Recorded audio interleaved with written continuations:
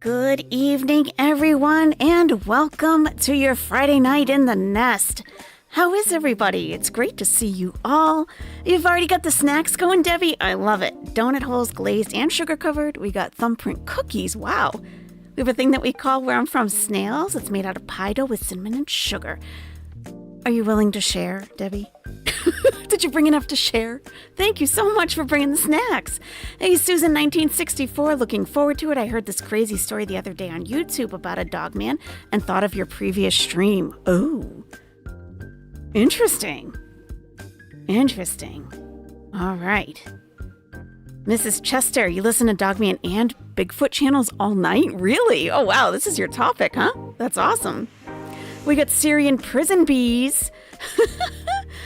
Debbie Myers-Brandt, of course. Maeve has a coffee and a tea. All right, all right.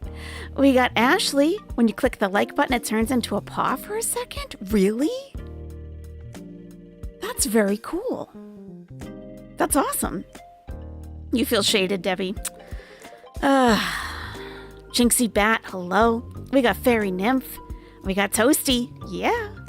Rosebud. Your workday is over, Rosebud. Okay, it did it? That is so cool. Do you think it's because dog is in the title? Wow, that's weird, huh? Really? I want to see. That's pretty cool. Wow. Yeah. That is so cool. I wonder if that's why. It's like getting high-fived by a puppy? I didn't even ask for that. Wow. Dumpster Snacks. Hey, AYS, Sunday's my birthday. Bringing cake for you, all you nesties. Hey, Dumpster Snacks, in case we don't see you tomorrow, we are going to be live tomorrow at 3 p.m. Eastern. We are going to be doing a Chantal Retro react to Nadia, a fan that showed up at Arby's when Chantal was there eating in her car. And, I mean, it's from 2021. So, Dumpster Snacks, if we don't see you tomorrow during that stream, I want to say happy birthday to you right now. Here you go. Happy birthday to you.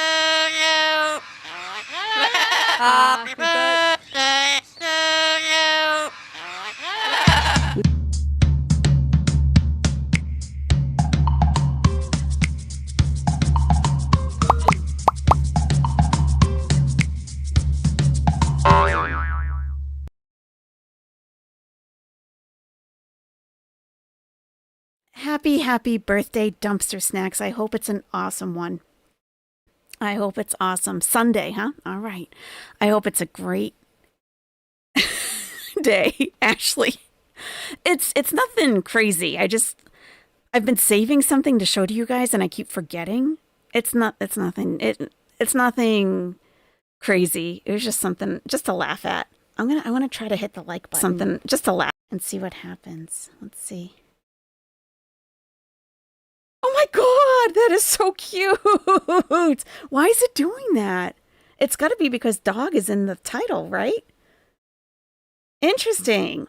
Oh, that is adorable. Yeah, hit the like button if you want to see a paw giving you a high five. That is adorable. Thank you, YouTube. Jeez, finally, I can say thank you for something, huh? That is so cool. Dumpster Snacks says, thank all you nesties. I'll have the best birthday, and I hope something happens on Sunday. Maybe something with sharks. Maybe. You never know. You never know with that girl. Anything could happen. It's because they blocked paws. No. I hope not. I certainly hope not. We got Chat Baby. We got Mimi Red. All right. Jinxie Bat, if I didn't already say hello. Angel of Glass is in the nest. Hippiesta. Nothing but love. It is adorable. Pause on Crisco Windows. You just made your husband get dressed so we could go out and eat. Then I said, forget it. My show's on. Pause. Go out with your husband. You can always watch the replay. Hey, Brianna Miller, how's it going? I was just looking at nail polish on Amazon, trying to make some decisions, you know. Hey, Dax, nice to see you. Lucy Jane Cruz, I know. Yeah, it actually, Debbie, try it again. Or if you're on your phone, maybe it doesn't work on mobile. That is so cool. I wish they would tell us about some of this stuff in advance, but, you know, whatever. Hey, Anna Gags. Detective Anna Gags in the nest. All right. Okay, no problem, Anna Gags. Hey, if you have to catch the replay, I know you have important detective work to do, so it's okay, you know, if something happens. FW11, don't talk to me when my show is on. Oh my God. Don't talk to me. Chantal, speak your mind. We could barely hear you. Don't talk to me. What a lovely lady, huh? Can you imagine her not wanting to be, her not being welcome in Syria? Can you imagine that? You're on your iPad? Okay. Yeah, that's so cool. Hey, McGuencia, nice to see you. All right. Don't touch my possum. What is Dogman? Good question. So we have done 2 streams on Dogman before. It's a cryptid. It's kind of like Bigfoot, but what I'm hearing is the main difference between Dogman and a cryptid is that the Dogman tends to bring a sense of dread and evil, where sometimes the Bigfoot will bring you little gifts and sometimes will save people, but like Dogman, not at all, not one bit. And people get freaked out for life once they encounter one, like freaked the F out for their entire life. Yeah. So we've listened to 2 really, really interesting stories on the past 2 streams, firsthand accounts, really compelling. Tonight, I know, the paw print. Hey, Nada. Hey, Rendeev. Yeah, Bigfoot can be benevolent. Yeah. Yep. But not Dogman. So, yeah. Tonight, we're going to be listening to a couple. And this particular Dogman, it's in Ohio again, which is where the old steel mill was before with Matt Emsch. In Youngsville, Ohio. This is also in Ohio. Apparently, dogmen are really drawn to Ohio for some reason. I would like to know why. There's also Michigan Dogman. Like, a lot of people have seen the Dogman of Michigan. And the Native Americans know about Dogman. And they say that there's 7 different types. Like, 7 different types of dogmen.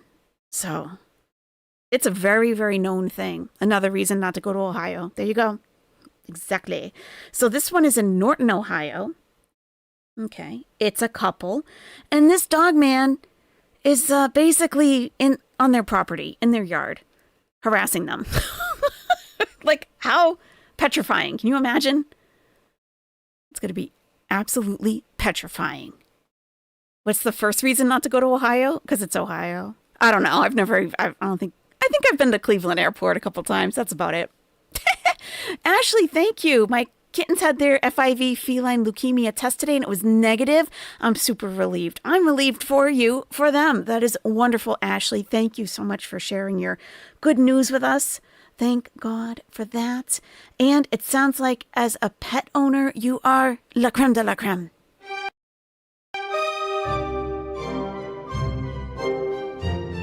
What do you think you are, la creme de la creme? Oh, yeah. I'll get some whipped cream on top of that. Hot chocolate. Yeah. Hey, Bella Italian. Nice to see you. All right. Yeah, that's very good news. Okay, so this channel is called Exposing the Strange. There is a link in the description at the very top. Okay.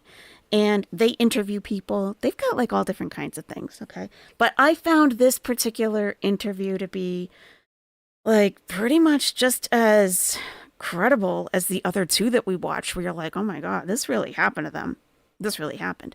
Stormy H, you live in Ohio and you've been in Bigfoot hunting research field for the last 20 years. Is that right? I thought I saw something. Tell me if this is right.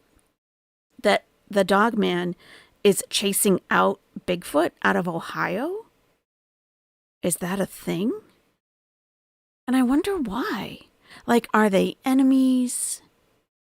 What's the story there? Do you have any idea? Like, do you have a lower count of Bigfoot in your area due to Dogmen that you know of? Are you finding new, like, tracks in the mud? There are reports of both. Oh my God. Do you have any stories yourself, Stormy H, of Dogmen? Cryptids don't play nice, maybe? I guess. Well, I've also been hearing, because I've watched a million videos trying to choose one for the nest. And I think I have two, but this one's a short one. We'll see how the time goes. But that the Dogman may be created as a biological weapon, and Bigfoot is all natural from way back.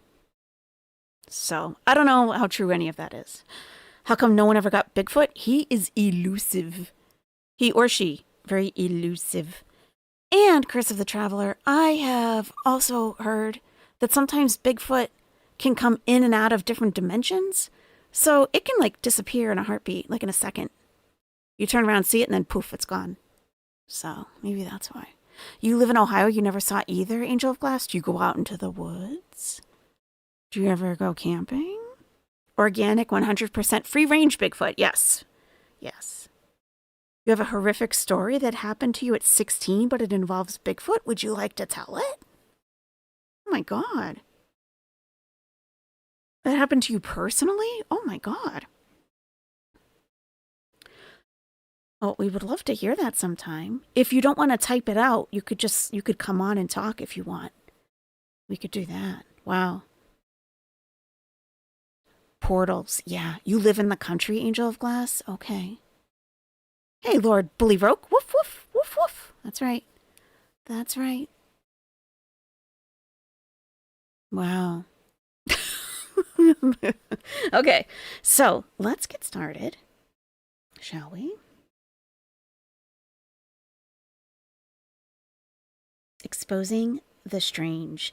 And this is in Norton, Ohio, if that sounds familiar to you, if you're from the area. All right. Oh, we got a floating owl head. Okay. All right. Really? Would you like to, I don't know if I can set it up for tonight, but maybe next week? Would you want to come on? And we can just like have a talk? That would be great. You let me know. Think about it. You let me know. You don't have to answer right now. You think about it. Okay, here we go. The paranormal. Contact us through our website. It was back in around March of 2010. And, we're just a normal family. And my son was living with us at the time. And he came to me, he was a college student, and he lived upstairs, and he was telling me about how he had been hearing noises at night. Sometimes he would stay up really late at night while he was studying and working on his papers. And I asked him about the noises, and he said that it was like grunting and growling and a lot of brush moving and stuff like that, and he could hear it from his window up in his bedroom. And I just kind of, shrugged it off a little bit, thinking, well, it was a deer, it was raccoons, it was, things that we know. So one of the first encounters that I had was early in the morning. I was getting ready for work, and I heard this sound that sounded like a goose outside, and I thought it was one of our geese, because we raised geese at the time. We had ducks and geese and chickens. And so I went outside to check on them to make sure they were okay, and they were okay. And I had 2 dogs at the time, and they were outside with me. But I noticed that they weren't coming with me while I was walking around the yard, and that seemed kind of funny. And then up in the corner of our yard, I started hearing what sounded like a puppy, like a dog that was hurt.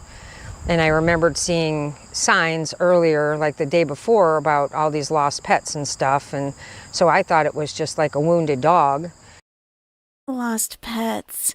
Don't leave your pets outside by themselves, You think like, okay, my pet is too big to be taken by a hawk or something. What if you have a Dogman in your backyard? They're not going to be able to get away. Keep an eye on your pets, everybody. I know I don't have to tell you guys that, but, these sometimes... Oh, who are you talking about, Lord Bully Roke, tonight? Who are you talking about tonight?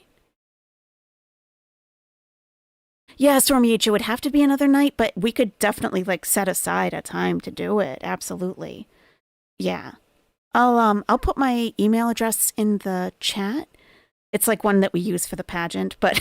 If you want to email me, there's no pressure at all. If you would like to, just send me an email. We can set something up. For sure. Becky W. is here. Okay, Lord Bully Roke.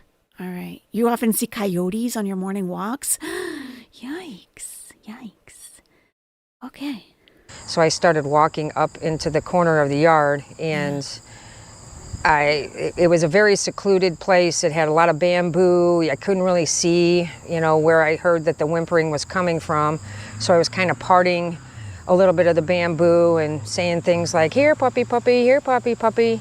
And then all of a sudden, it's like the whole feeling just changed. And it was like all the hair stood up on my body and the back of my neck. And so all of a sudden this crashing, whatever was in there started crashing through the bamboo, and I could see the bamboo moving, and it let out this just god-awful growl, snarl kind of thing. And I turned around and I ran, and I didn't think I was going to make it to my house. I thought that whatever it was big enough that I was going to be prey, and my husband was going to find the body when he came home, or maybe. Can you imagine?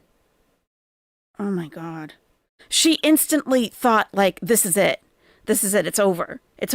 Remember Matt Emsch in the steel mill was the same thing. He was like, this is it. We're going to die. This is it. My life flashed before my eyes. This is it. It's over. Did not find me at all. And I ran into the house, and I can remember I was so terrified that I literally sat down in the corner of my kitchen, and I was not going to come out. I sobbed. I cried harder than I've ever cried before, because I was just I was terrified. I was scared. The next encounter I had was my son woke me up one night. It was about 2 o'clock in the morning, and he said that something had gotten one of our chickens. We had a chicken called Lonely Boy, and he free range, so he was out a lot. And so I got up, and we both had our shotguns and everything, and we came outside because we thought it was a raccoon or something that was hurting, our chicken. And we came outside and saw Lonely Boy across the fence in our neighbor's yard, and he was bashing himself across against the fence, trying to get back over to us because it was dark and he couldn't see the fence. And we were trying to figure out how he even got out there, and we couldn't figure out how he got out there. And so I talked to my son. I wish I hadn't have done that now, but I talked my son into raising up the fence so that Lonely Boy could come out and he could get back on our side of the fence. So my son did. And I remember my son saying, Mom, you might want to make sure that the shotgun's, pointed that way, And at this point, I thought maybe it was a raccoon or something that got him, or a fox. So he got over to us, and he ran behind me. And I remember him, it was very dark, but we had our flashlights on, and I remember him looking up at me like, yeah, no, you're not going to do anything. You're not going to help me. So then he ran up underneath the porch. And me and my son looked at each other like, what the heck was that about? And right at that point, probably about 2 feet over my head was all of a sudden this really... No, this is not a real image. Okay. This is not a real image. Recreated. Okay. But look at this thing. Let me make it bigger. Look at this thing. It's big. It's a good size. It's pretty big. Low growl. I have never heard a growl like that, especially one coming so far over my head. And we just looked at each other, even though we both had shotguns in our hands, and we just ran into the house. And once we got into the house, it was like all hell broke loose out here. Like there were 2 or 3 of them out here. They were howling, they were snarling. We could hear them. There were 2 or 3 of these things in the yard. What the heck? Look at this. Also a recreated image. Look at this. So that's also what I've been learning. Let me get rid of my my buddy here for a sec. That they can hunt in packs. Sometimes they hunt in packs. Like what? How would you even begin to survive something like that? I have no idea. Stormy H says, my experience left me traumatized for years, nightmares, but I eventually wanted answers. That is what got me into what I do now. Wow. Do you feel, well, we'll talk about that. We'll talk about that another time. Okay. I have a lot of questions already. You wonder if the Bark Street Boys are afraid of dogmen. I don't know. I don't think they've seen one. They would probably try to befriend it. Like, oh, hey, it's another pooch. Hey, you want to come into the backyard? Hey, come hang out. And they probably would become friends, maybe. I don't know. Maybe. Hey, fired up. Yeah. Bellity dogs are strong. You know they are. They sure are. And then I realized that we had a problem. We sat down as a family and tried to discuss it and tried to think of how we can figure out what this animal is, because at this point, we weren't sure what it was. You know, do we have a bear? Is it a coyote? What is it? You know, we were trying to figure it out. And probably, you know, we just thought that it was just an animal that we could describe. That we knew, right? Yeah, I mean, I don't think we had any clue at that point what was going on. Just no. A lot of noise and something not good. And then it. That seems to be a common theme, that people are just so like transfixed. They're trying to find something in their brain to like connect it. Like, oh, it's a bear. Oh, it's a wolf. But nothing comes. Nothing comes. These are not recently sighted. They have been. I saw a report of a sighting in the 1800s. So, and that could be considered recent, depending on what kind of history you're talking about. But they are in different parts of the U.S. also. And Native Americans say that there are 7 different types of species of dogmen. Like some are more slender, some are taller. Like they've ranged between 6 foot and 8 foot tall. Some are more muscular. Some of them they're just a little bit different. It started banging on the side of the house, or they started banging on the side of the house. We would be woken up in the middle of... These things are banging on the side of the house. Okay, like banging on your house while you're inside. Who do you call? Who are you supposed to call? Who are you going to call? Sheriff Fletcher? Sheriff Bob Fletcher? Who'll be like, oh, well, I'm hanging out with the kids. No, I don't know. I'll be over there when I get there. You know, he's just going to leave you. You'd probably think you're going crazy. I would think so. This guy, can you imagine the things that go through your mind in a split second? Like, have I just completely lost my mind? Did I pass away? Did, what is this? What's happening? I wonder if they called 911. Good question. The night, just bam, bam, bam, and usually it was three, bam, bam, bam.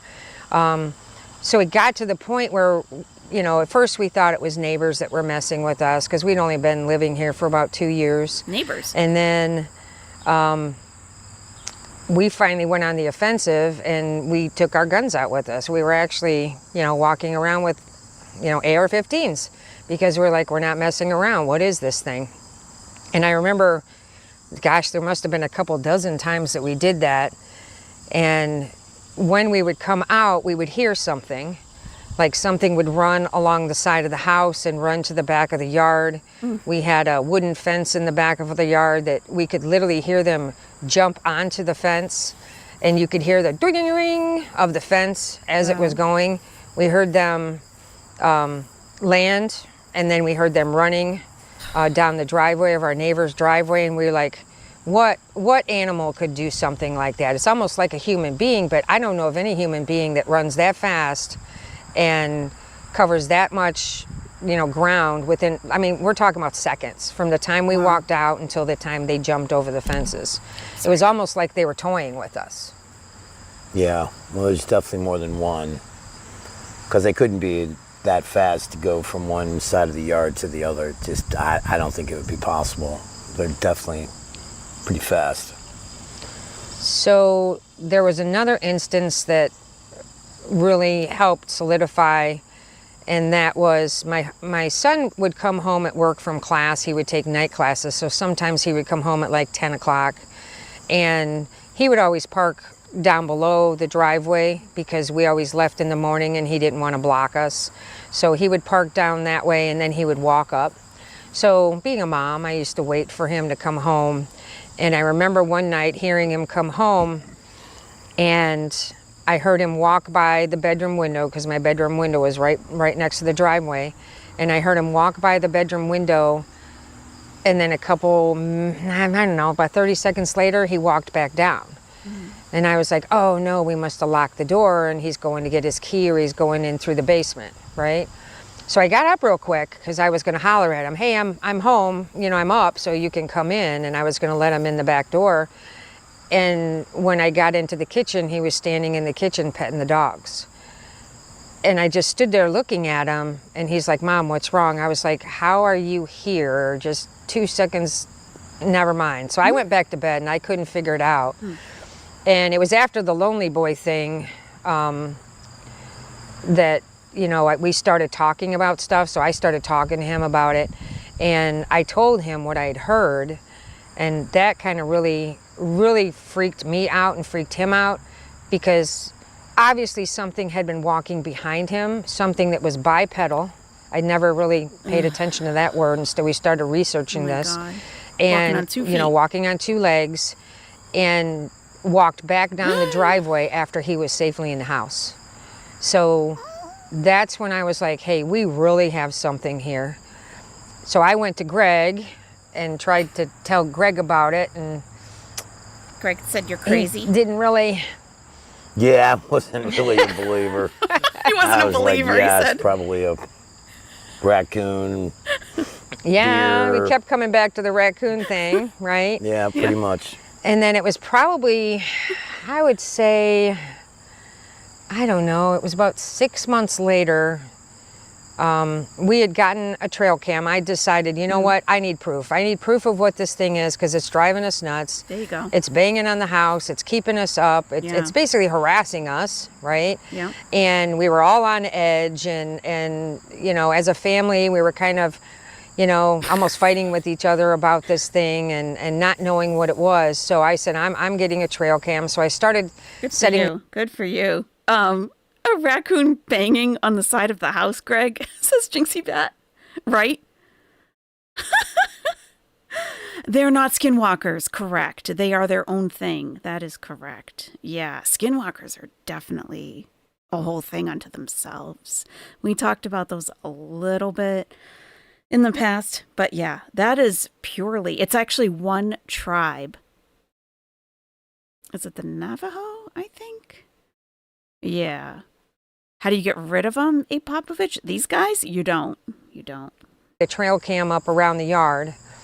And what I would do was I would set it up, and then I would come home from work after making dinner and everything, and I would check out any pictures that we had. So this one time I was sitting there, usually it was like pictures of birds and, things like that. And then I started getting some really weird pictures. Mm-hmm. Like I got a picture of something, you couldn't really tell what it was, but in the background you could tell that there was sky, but it almost looked like... Okay, I know this looks like absolutely nothing, right? That's what I thought too.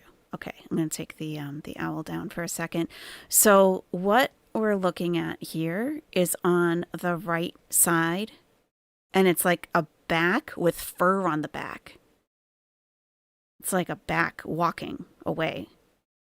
So it's like the profile of a back. So we have the fur sticking out. Okay, that's the first thing. something that ran by the camera really fast, and it had a hairy back. And when I saw that, I was like, well, what do we have around here that's as taller than me that has a hairy back, you know? Your And then the next couple days, I got a pair of pictures that we used to have chickens in a chicken coop to the back of our property. And we'd have to go out and put them up at night. We let them free range once we got home and let them out. And then we'd go and put them up. Well, when we put them up, we'd have to go and we'd have to put some bricks in front of their doors so that, you know, critters couldn't get to them. And so I had the trail camera on that kind of, I don't know why I had it pointed that way. I'd just randomly been pointing it in different directions. Wait till you see this. But the first picture I had, I almost deleted because I didn't really know it was really anything. And it showed like these two, I want to say eyes. There were two eyes up on top. Okay, so I downloaded these, so we can look at them in full. Okay, so what we're looking at here, okay, picture 1 from the trail cam is, so that's Greg, okay, and Greg is walking out to the chicken coop, okay, so like he's getting them ready, you know, to go to bed for the night. So look how tall Greg is, right? And then you can see the coop or shed, whatever this is here, right? How tall it is. Like it's a lot taller than him. Okay. Now look in the circle, and these are two glowing eyes. Look how far apart they are. Like look at Greg, little Greg over here. Look at tiny little Greg. And like his little head compared to the size that this head would be with eyes that far apart. And it's looking at him over the coop or the shed or whatever this is. Now, you could just be like, oh, okay, it's just 2 dots, right? Yeah. Okay, hold that thought, okay? Top, and my husband was coming and putting the chickens up. So he was like walking next to it. And so he put the chickens up. And then the next picture was really what caught my eye, because it made me realize, hey, we've got something here. And you could tell that when he walked away, so you can see him in the picture, you can see him walking away from where he was just at, and whatever it was, the eyes that were watching him from on top of the chicken coop, all of a sudden had lifted their heads up like they were watching him walk away. So the first picture is of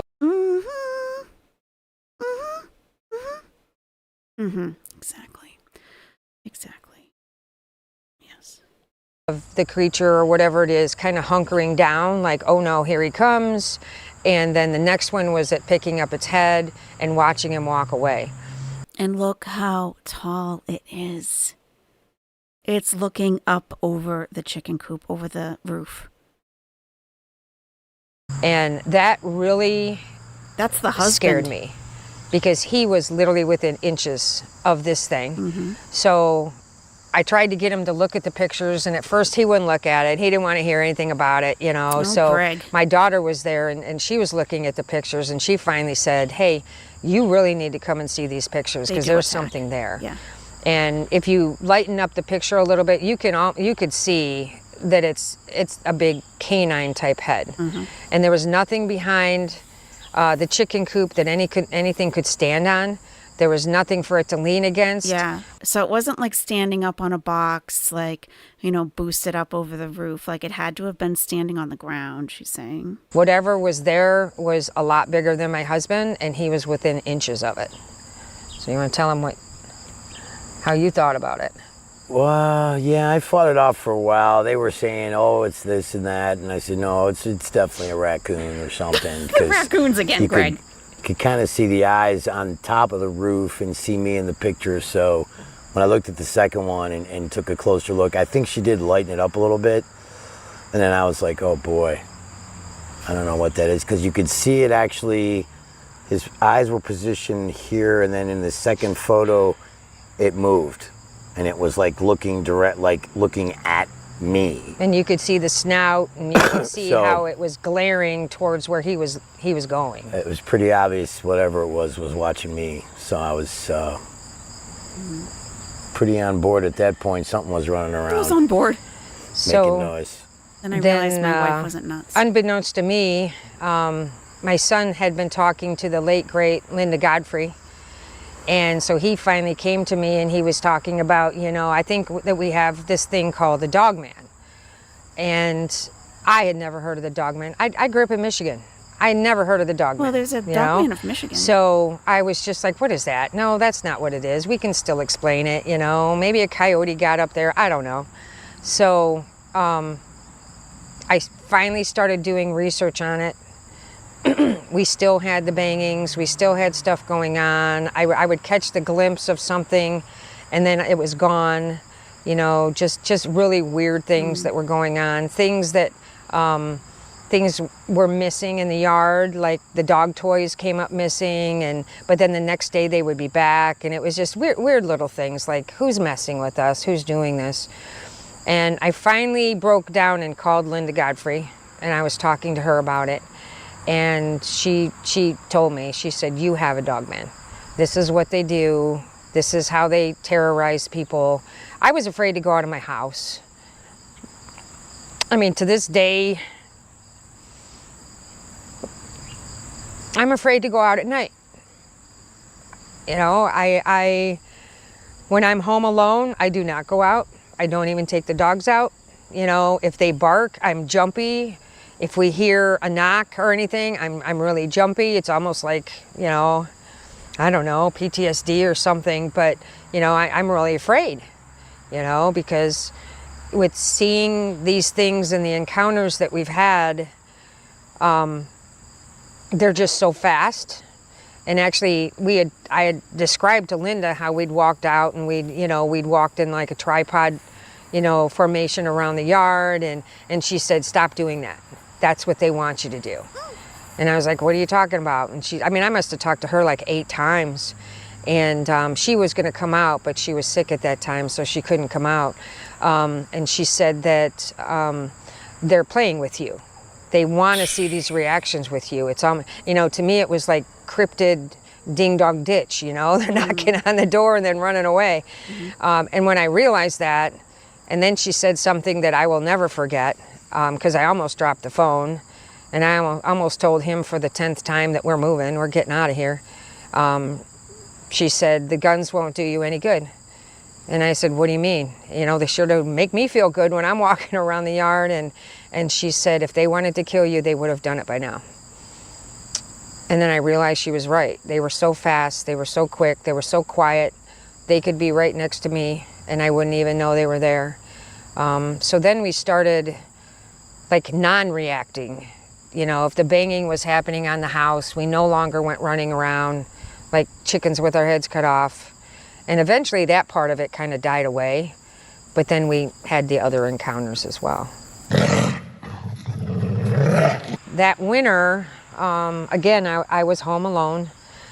And I remember I was doing work, and it was about 10, 11 o'clock at night. And I was sitting at the kitchen table, and we had a deck then. We've since torn out our deck, but anyway. And I was sitting at the kitchen table, and I heard this thump. This like something jumping off the roof onto the deck, which was very commonplace. They used to get on our roof and make all kinds of noise and stuff like that. So I was kind of used to that, but I was home alone, so I got scared. And my son was away in college.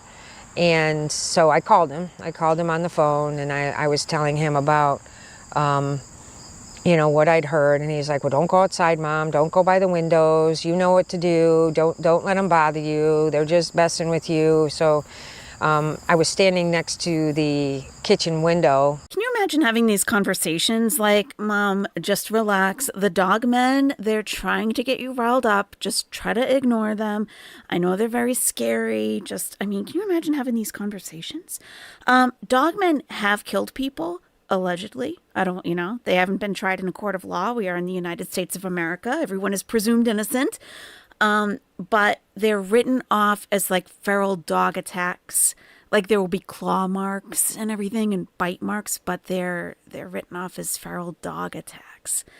But they do kill people. If this was going on for a year, you would have been long gone. They're getting used to it. It's okay. They're getting used to it. Looking out by our sink. And that night I remember very distinctly, we had just had a snowfall. So it was beautiful out, and I don't know whether it was a full moon, but if it wasn't, it was very clear. It was almost like daylight. I could see daylight. And I could see into the neighbor's drive. And as I'm talking to my son, I'm like watching something that I thought was a man, and it was running back and forth in the driveway. But the way it was running, it was like it was reaching down and trying to catch something, like something was running from it. And so I was sitting there, and I remember I kept saying, "What is that? What is that?" And I'd forgotten that I was talking to my son on the phone until I heard, "Mom, what's going on?" And I said, oh, I'm really sorry. So I explained to him what was happening. I said, it's running back and forth, and I must have watched it and talked to him for over 20 minutes. And you would have thought that I would have, since I had my cell phone in my hand, would have started a video or something, but for some reason my mind didn't even go there. I was like just watching this thing, like, what is that? And I could tell pretty early on that it wasn't a man, because it was just running too weird, and it was too fast. I mean, it was going from one end of the driveway to where I could see it in the other within a second. I mean, I've never seen anybody run that fast. And at times it seemed like it had dropped down on all fours, and then it popped back up. And so my son's like, "Mom, don't go outside, don't go outside." So finally it went away, and so I went to bed, and that was probably, I think it was about midnight. But I told myself, the next day was, I think it was a Saturday, and I had the day off. And I told myself, I was praying, please don't let it snow, because whatever was out there, I know there's going to be prints if it just doesn't snow over the prints. So I went out first thing in the morning. I left the dogs in the house, and I went into the neighbor's property, and I found prints, and I found a lot of prints. Okay. I wish I knew what I knew see now back then, because I would have tried to probably cast some of it, but I did take pictures, and the only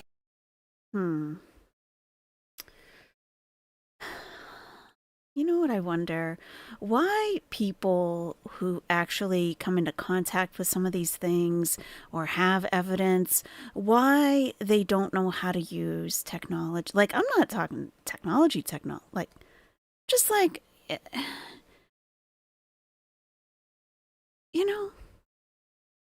why can't they ever take good pictures or prints or much of anything? Like, yeah, it has snowed since the thing has been there. But you think she drinks? Stop it. I'm like, okay, but we need something beside it to see what the proportion is. They do have cams up. You might have gotten, maybe you took a break, pause. They do have cams up. So it did, she has like still shots. So let me show you those. If you didn't see those, where the thing was like peeking at her husband from over the shed roof. So this is trail cam picture 1. I know, like I have a camera in my backyard. Like, it has night vision on it. It doesn't look all grainy and everything. But I don't know when this actually happened either, though. It might have been before technology got good. I don't know. But you can see here, okay, that there's Greg walking to the chicken coop, boop-a-doop-a-doo, and there's these two, within the white circle, there's these two glowing eyes looking at Greg, like right there, okay? And then she has the next picture where it's watching him leave, 2010. Yeah, I mean, things have come a long way. I remember 2010, I didn't have a cell phone with a good camera on it. Like, I was still using a camcorder. So, if that says anything. But yeah, look how the head shifts like it's watching him walk away. Yeah. You think this is one of the neighbors? This thing? With the eyes? You think so? I don't know. But those are the prints she got. thing I knew to judge the size of it was using my. Oh, good. You do have something. Okay, good. Because, gotta tell you, not the best evidence. Okay. We're actual investigators here. We know what we're doing. Hand. So I put my hand down next to these prints, and those prints, they were like this big. They were huge. And then I had a black lab that was like 70 pounds. So I came back and found his prints in the yard and took pictures of his prints to kind of compare it to, like, this is a 70-pound lab that has a footprint like this, and what is this thing, you know? But that kind of, right then and there, I knew, yes, we have a Dogman. I've seen it, and that pretty much solidified what we had. Liberty's our black German Shepherd. She's a German Shepherd. She's pretty sensitive and to all the happenings. So we always kind of get a feel if there's something happening by her. But one night, I don't know how long, maybe a year-ish. Anyway, so she wanted to go outside, so I let her out the back door. And she goes up the yard, and so I'm about 15 feet out of the house, and she comes tearing back down and zips by me and runs in the house. And so I look back, and then as I look up where she came from, I see something. And I'm saying, oh man, I can see the shape of it, and it was gray, and it was tall. Look at it But standing I couldn't like get that. any distinct features, you know, but I thought real quick, gosh, should I go get my gun? And as I did that, it kind of like moved, like I could barely see it, and like it went to all fours and then was gone. This was in like split seconds, because the dog went by, I looked up, saw it, and then thought for a second, and you know, I thought I heard a little bit of noise, but so I was standing there just like scratching my head, and so I go back inside, and Carrie sees me, and she goes, "What?" I said, "I don't know." She goes, "Well, what do you mean?" And so I tried to explain it. She goes, "Well, what did you see?" And I said, "Not really sure. I know it was big and tall and fast, but it was like you could kind of make it out. It almost seemed like once it noticed me noticing it was gone. Like it didn't expect me to actually be able to see it. But yeah, I didn't really know how to explain it to Carrie, and she says, "Well, that's pretty much." So I don't know. I know they're extremely fast because it was gone in a blink. So I was very excited about him having that encounter, because I now bet you were. I wasn't in a place all by myself. It was like almost a aha moment for him. So I think that was the beginning of when he really started to realize that, hey, we've got something that's kind of coming around, and I don't know, it was just Yeah, I scary. Couldn't really be Very a naysayer scary. too much longer after that, because that was pretty clear. It wasn't our neighbor standing up there. Yeah, This is in Norton, Ohio. we actually had, me and Greg and Drew, my son, we actually had conversations about who the werewolf was in the neighborhood. You know, we couldn't figure it, you know. And then again, my son and I were doing all kinds of research and hearing all these other things that, you know, similar to what we were going on. So that helped me a little bit, because I really thought I was losing my mind. You know, it was just very scary. And for the longest time, over 10 years really, other than some close friends, we really didn't talk about it. We didn't, you know, want people to think we were those people that, you know, that had a screw loose or anything. So it's just probably within the last 5 years that we've come out with telling our stories. And we've got a lot of them. All right, so I'm gonna show you my Jeep. I'll show you the first print that I ever noticed, and it's right over here. It's right there, and if you see, you can't rub it off. I've waxed it. I've put all kinds of cleaning supplies on there. You can see where the palm is. You can see it's a whole lot bigger than my hand, or a whole lot smaller than my hand. You can see there's 5 digits, and then the palm. So that was the first one I saw. So there is it's kind of, it's better if it's cloudy a little bit because it's kind of bright. So I'll put my shadow here. So if you can see this, there's actually 2 prints here that are kind of overlaid onto themselves that I noticed. So there's these, and again, they won't come off no matter what I do. But it's like you can see my fingerprints leave markings, but then I can wipe them off. These ones, I can't wipe off. They will not wipe off. So when I first noticed them, I noticed that they were real greasy, and I tried, wiping stuff off, and it was like a real thick kind of grease. So I don't know what they have on their hands, but it doesn't do well with my paint on my Jeep or the plastic. But then here's a bunch of them here. Oh yeah. And you can see the handprint, and then I'm going to open the door when you get a...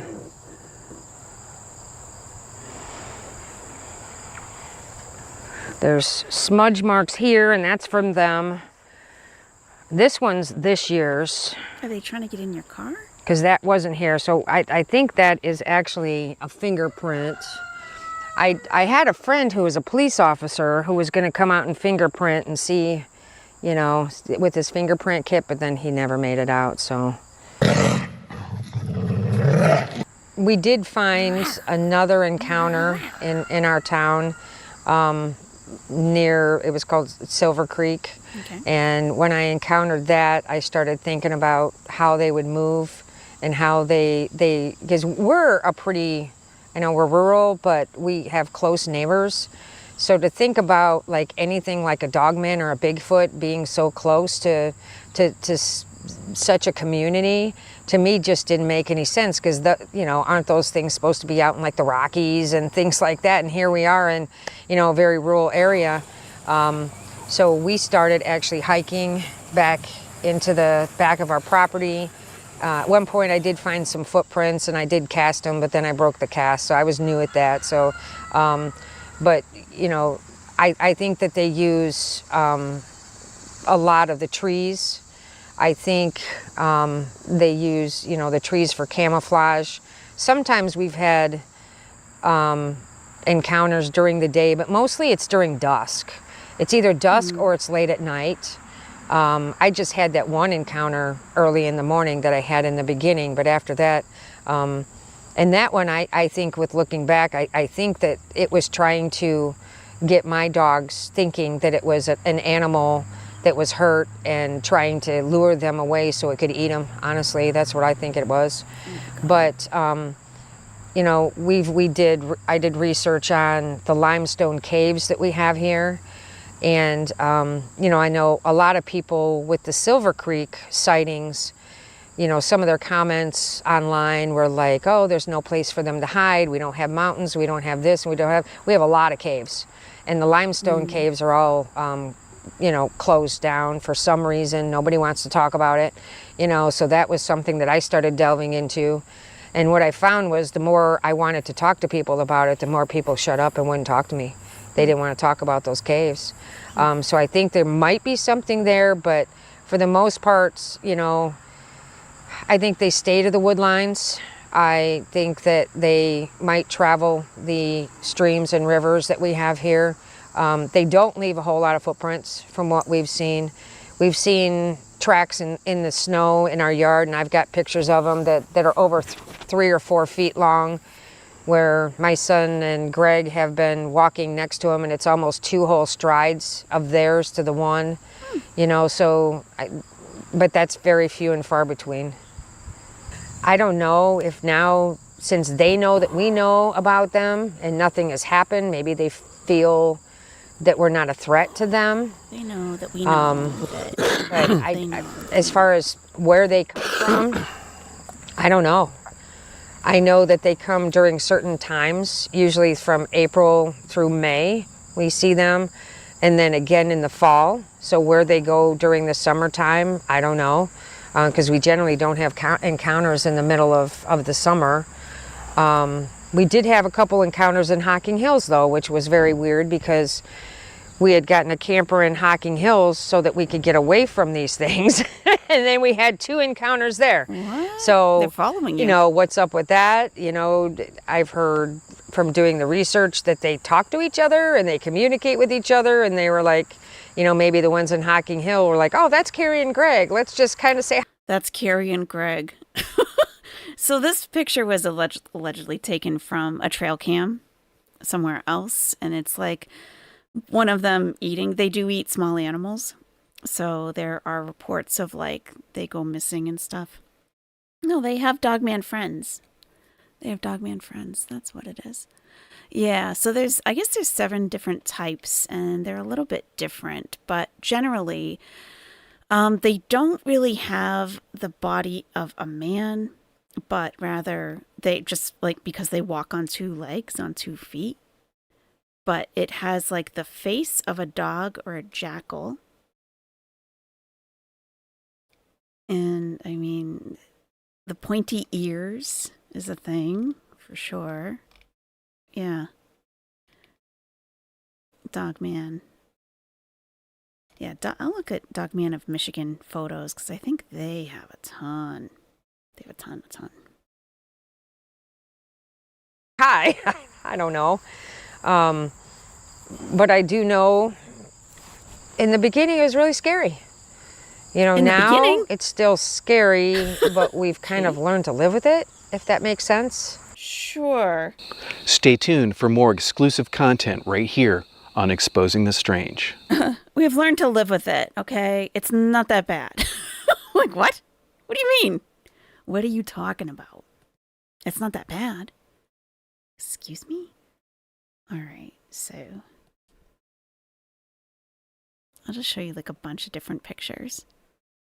What did you think of them? Did you feel that they are credible or not so much? Do you feel like their story was as credible as Matt Emsch, the guy from Youngstown, Ohio, or the guy from New Orleans? Did you feel that they were just as credible? No? Okay. Do you think she drinks too much? Do you think that they're the neighborhood loonies? Yeah, okay.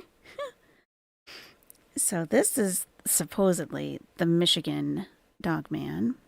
Get that. Small. That's too small.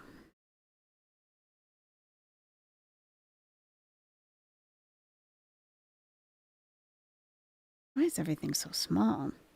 Yeah, okay. That's not going to work.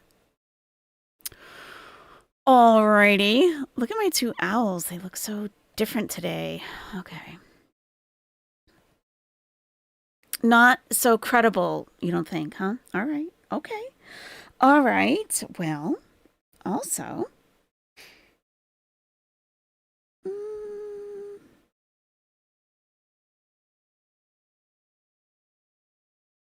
they probably don't even have a son. The sun does not exist. You want to hear more about Bigfoot?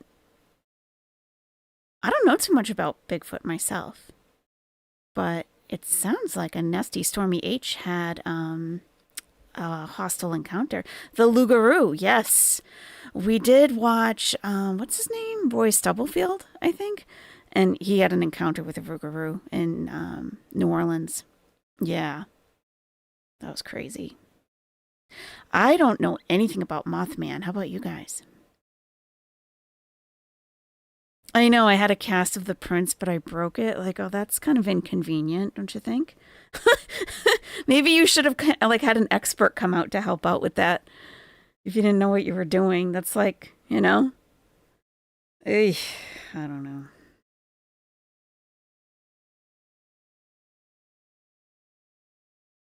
Mothman is interesting. Mothman is a warning thing.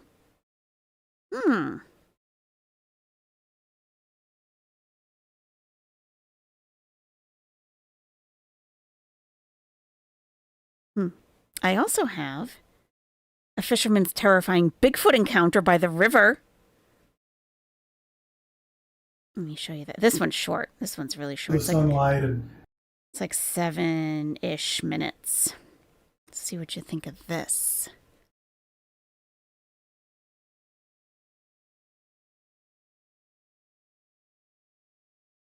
This is from 2012.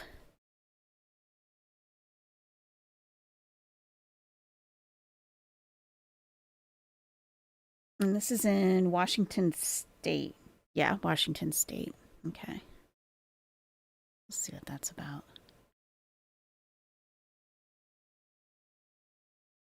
See if you think this guy's a wackadoo. Or not. Hi, could you tell me your name my name's Kevin Hopkins. and what happened? So I was fishing on the Cowlitz River in Washington State in 2012, in the spring of 2012, April, and had waded in at the salmon hatchery on the Cowlitz up toward the dam to the east and fished near the low water dam, caught a lot of fish and was tired, so I started to head back down to the hatchery and to my car. And realized I had my lunch with me and hadn't eaten my sandwiches, so pulled off to the side and waded out, found a fallen log, sat down on it in the shade, and started to eat my lunch. And I looked up at some point. I'd been looking downriver into the sunlight and the sparkling on the water, just an absolutely gorgeous spring day. And I turned and looked upstream, and there was a tree trunk out by the side of the river, kind of in the rock at the side of the river where typically there wouldn't be a tree. It looked like charred, burnt wood. It was black and gray. And my brain started to process that there's not really a tree there. That wasn't there when I came up. And as I'm looking at it, the tree turned so that I got a side-on view of this creature. And I realized that it was not, I've been an outdoorsman my whole life and kind of disregarded the Bigfoot stories and thought, well, I How come? don't really believe in these. Okay. But again, you start to try and make sense of what you're seeing. And What do you think do now? the sense making and think, well, that's what this has to be. It's just immense. And then I realized that my gun and my camera are in my backpack, just within reach. And so I start to very slowly reach, and the motion caught his attention. He turns and looks at me face on, and he makes this half growl, half bark, kind of whoo at me, and Jeez. I froze. I don't know if it was reflex, or I hear all the time about infrasound. I don't know that it was Yeah. that. It was absolute fear. And so I'm stuck, and he's looking straight at me, and he's studying me, trying to figure out who I am, what I am, whether I'm a danger, I think, is the sense I got. And so I'm just frozen, and I stay there, not moving, staring at him, he's staring at me, and he figures out what I am, and he takes 2 more steps. He's now ankle deep in the water of the river, and he just roars at me with this sound that rumbled my insides like an explosion. Oh my God. And I was just terrified. And so I put my hands down, and I dropped my head, and I raised my hands. And I said, I am no threat to you. And I stayed there like that for, it probably was only 20 or 30 seconds. It seemed like forever. And I peek up, and he's turned, and he's walking off into the woods again. And as he goes, he hits his head on a little bit of branch from a Douglas fir that's hanging down. And so I saw him it's about 20 yards from that spot, probably. Black, gray on the back. His head was round. It wasn't the typical marketing Bigfoot kind of look. Marketing Didn't look Bigfoot. terrifying or scary. He looked like a black person, looked like a human being with a thick, wide nose and thick mustache, thick beard. The fur on his body was all over his body, but you could see his skin through the hair. It was kind of an ashen, gray, weathered color. And you, when was this? Just This would to, have been April of 2012. and his face, you said, looked more like a human than an ape. Very human face, very emotive face. I could feel emotion and sense from his expression. As he turned to leave, he got this look like, like he was bored or no big deal. And it looked like a teenager that was disappointed he couldn't go to the prom or something. And it's like, yeah, okay. And he just turned and walked off. And I got the sense of, yeah, okay, you can stay. And how do you feel about this encounter now? It sparked my entire interest in the Bigfoot phenomenon. I went home and started to devour everything I could find. It was terrifying. Just telling the story now, I start to kind of tear up a little bit. I feel that impact of the immensity of that thing.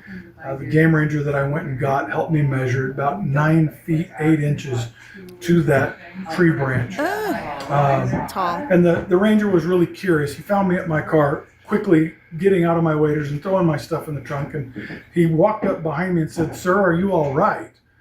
And I said, "No, I just saw something. I don't know what to make of it." And so he said, "Oh, well, tell me what you saw." And I tell him. And he says something about, "Are you armed?" And I said, "Yes, sir, I have a weapon in my backpack." He's like, "But you couldn't shoot him, could you?" And number one, I'd never told him that it was a male, which was very clear. And number two, he was right. I went for my camera, not my gun. I never felt like I was in that kind of danger. I just felt like he needed to know I was not a danger to him. He knew things that he'd obviously heard from other people that fit that creature in that place.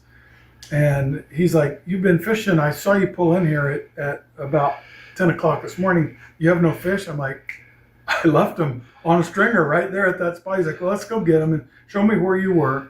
A ranger who happened to have a tape measure on his belt, which I thought was kind of odd, but maybe they use it to measure fish.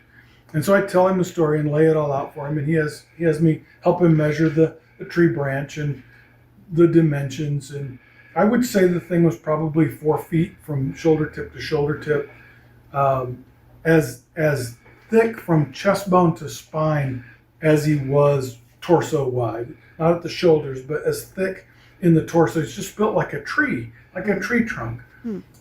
Just the immensity impacted me tremendously. I drove home looking, now I'm impacted, right? I'm looking all the way home, 2-hour drive home. I'm watching the side of the road, expecting something to come out of the woods. I didn't sleep for 3 or 4 nights. I had these nightmares of this thing in my house coming down the hall and into my bedroom. And it was probably a week before I could really sleep again. And so it sparked the interest in the world of Bigfoot for me. And I owe that to the experience, but I've never gone back in there. I'll never go back in there by myself. I've never been fishing alone or camping alone since then. They're there somewhere, and I don't want to run into one. Thank you so much for sharing your experience. Thank you, sir. Appreciate you. Oops. To understand the Melungeon mystery, we need to go back to 1784 in the mountains of eastern Tennessee. A land surveyor named John Sevier. That's next on my watch later list. If Suburban Hillbilly is around, you know what that is. You don't see this as believable, Angel of Glass? I don't really know. What I wonder, right, is like, why are they just exposing themselves to certain people and not everybody? As my father used to say, this man is so full of shit his eyes are brown. Okay. Okay.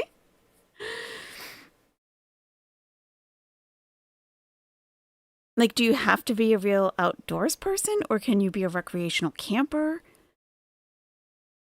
Well, all the technology now available, why has there been no credible evidence? Right. Yeah. You like my winter hat? Thanks. Okay, nothing but love. All right. And why is no one able to photograph? Yeah. They would be showing up for a lot more people. I would think so. I would think so. Oh, Matt Emsh is live right now. Interesting. Thoughts? Feelings? Concerns? Yeah. Oh, yeah. Do you want a link for that? Suburban Hillbilly? Yeah. I've been interested in Appalachia for a little while now. Just like it's such a rich cultural history, and I have been learning about the Melungeon people. And so this was next on my watch later. So I can give you a link for it if you haven't seen it. It's Hidden People of the Mountains, the Melungeon Genetic Mystery. It's a toque. There's that. I have brown eyes too, Brianna. Mm-hmm. What do they eat? Small animals. Where do they poop? Maybe they bury their poop. Yeah.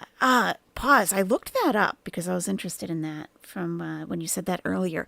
Apparently, in the Bray Road monster, they call it, they're saying it's a werewolf and not a dogman. Like, no one's calling it a dogman. I wonder what the difference is.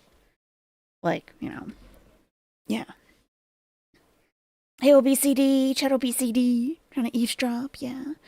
Less photos now that we all have really good cameras in our pocket. I know. Mm-hmm.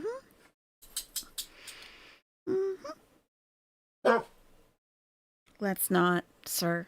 No, let's not. Melody dogs activate.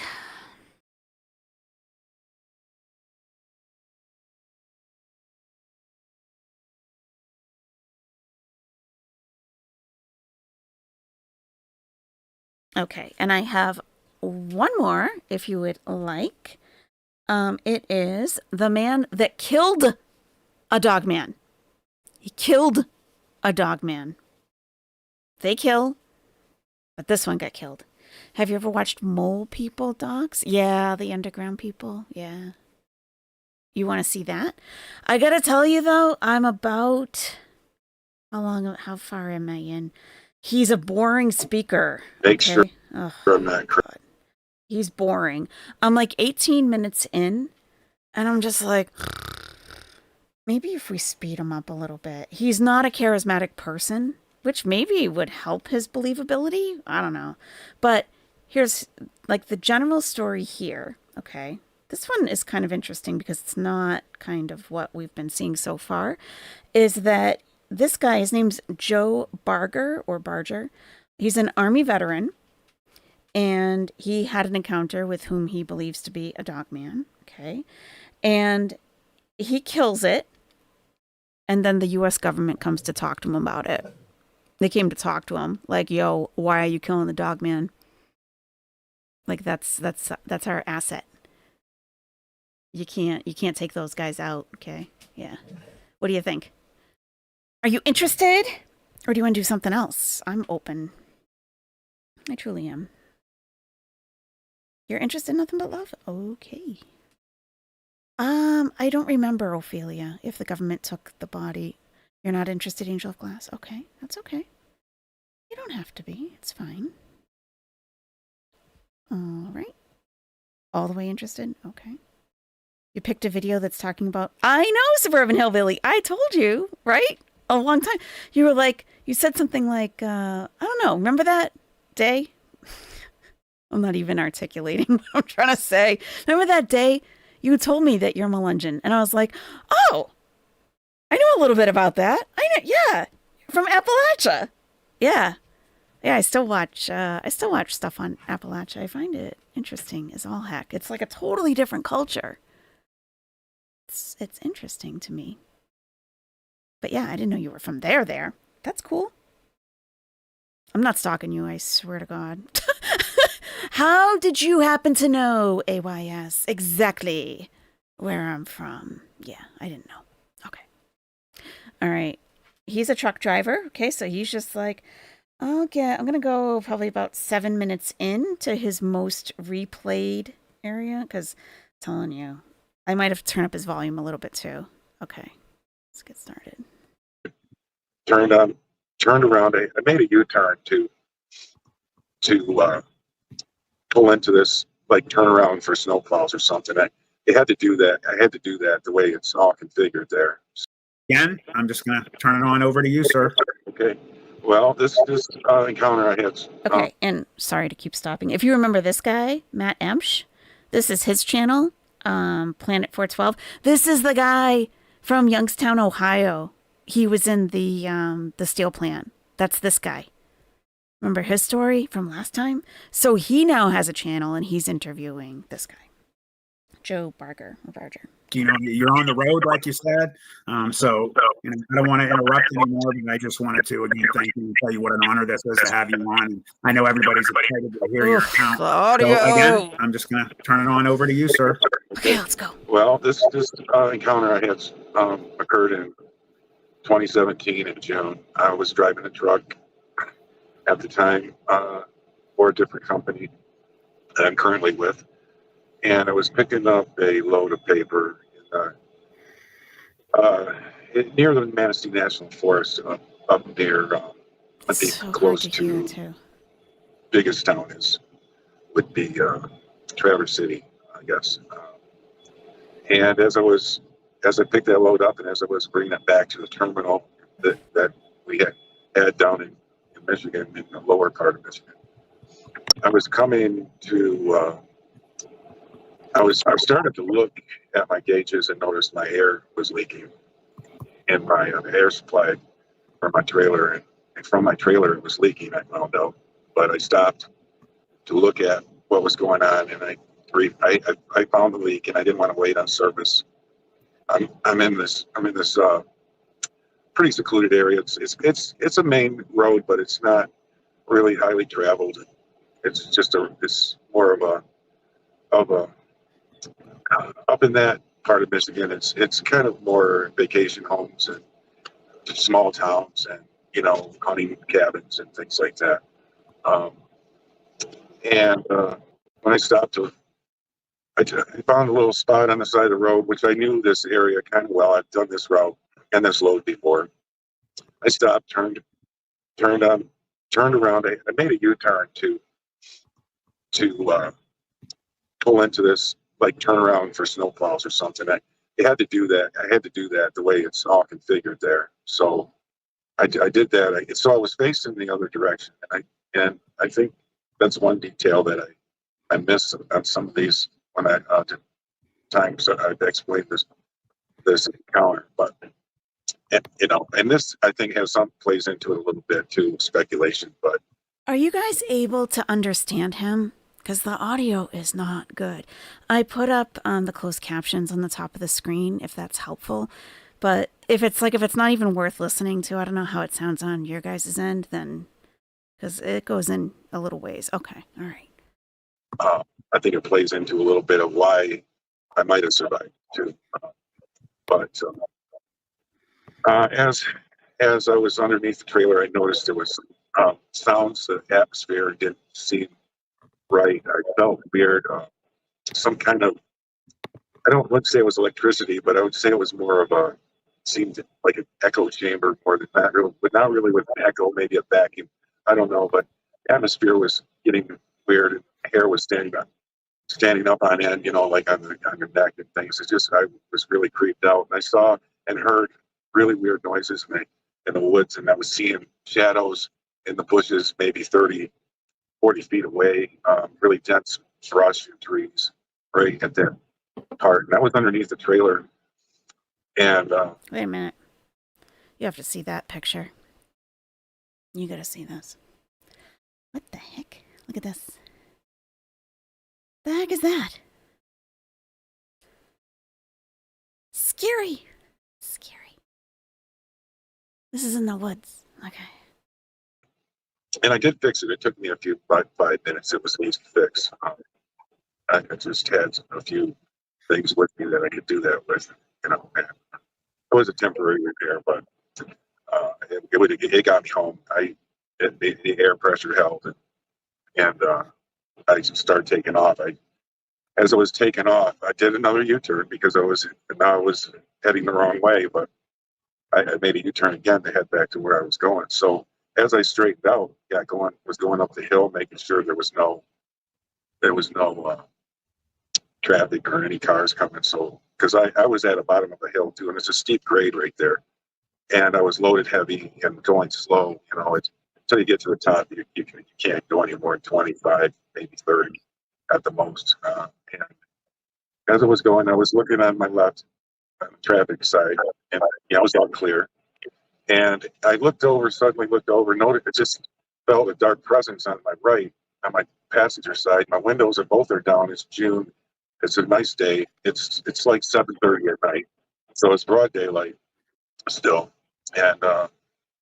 And this wolf, huge wolf head, is peering down inside my window from the other side of my passenger side mirror, running along with me. Running along with the truck. Look at this thing. Look at this thing.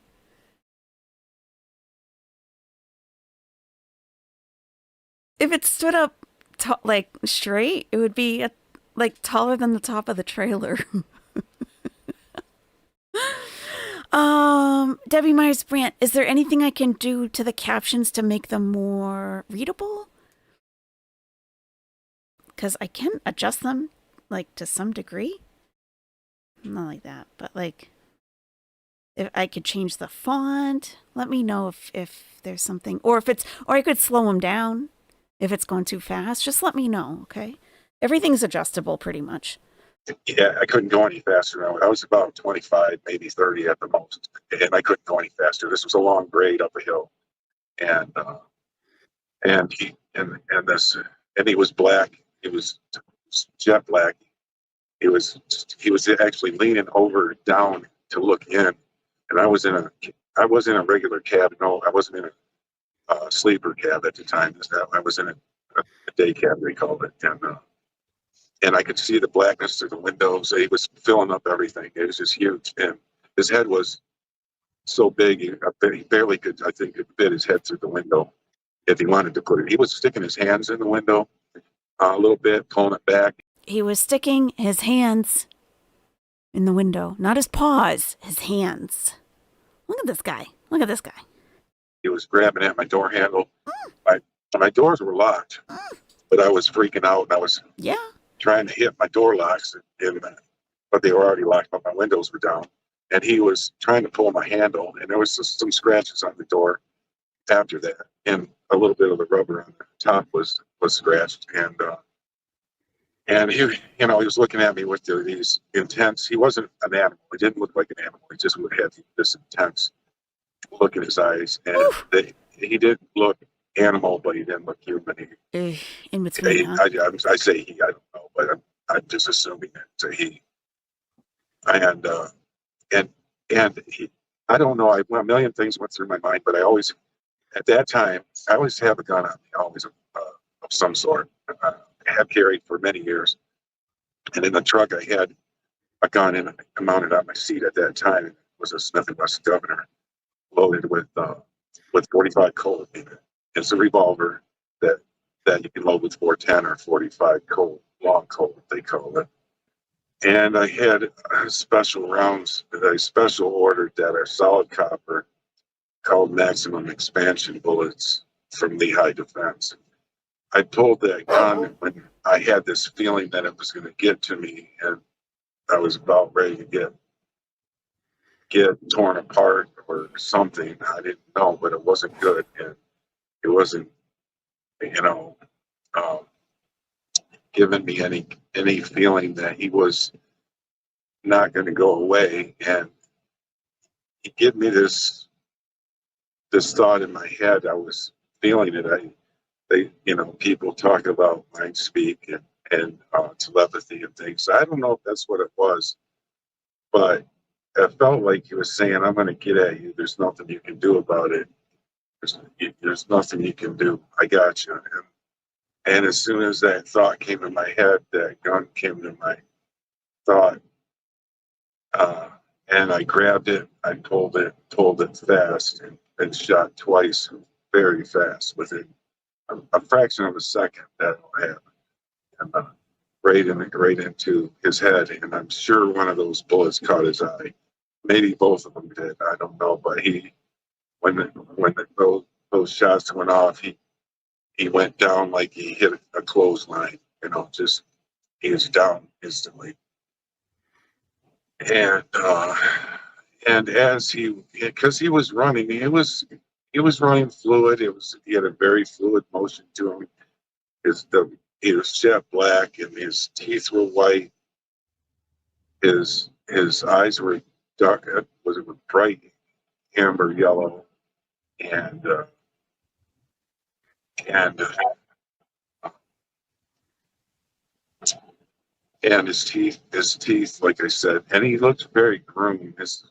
Groomed, very well groomed, like he was kept or taken care of somehow. He didn't look like he's mangy or dirty or anything. His fur had like white or translucent tips if the sun hit it a certain way as his fur was moving.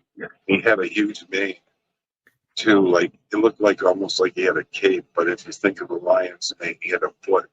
His mane was dark black too, just like the rest of and as that happened when he fell and he was sliding, and I could tell that I had a good lethal hit on him, because I've hunted and I've done that quite a bit of hunting in my life, and I know when you hit an animal in the brain, I know what that looks like, and that's what that looked like. And his extremities were stiffened out, just straight, and he wasn't even trying to get up, move, other than he was just straightened out. He was just stiffened out, and he was sliding, and he rolled a little bit, and I could, as he was pushing the weeds over on the side, he looked as huge as maybe a cow or a horse, only a werewolf. And he was by the time he stopped, I was getting a little bit further away up the hill, and I could tell he had a tail. His legs he had hands like raccoons, and his nails were black too, or his like claws more than nails. They were black, probably 3 inches long, probably at least. And I would guesstimate. I'm estimating he had to be at least 10 and a half feet tall, because he had to look down, and I'm at 9 feet. 10 to 10 and a half feet tall. That's tall. In the truck, and he was looking down. Looking down at him. And I would say, I know what the size of a horse or maybe a cow that looks about that size, what they would weigh, and so it would be in the neighborhood of 1,000 pounds. So that's what I was seeing as I was looking in the mirror, and there was dust kicked up and mowing the weeds down as he was sliding. And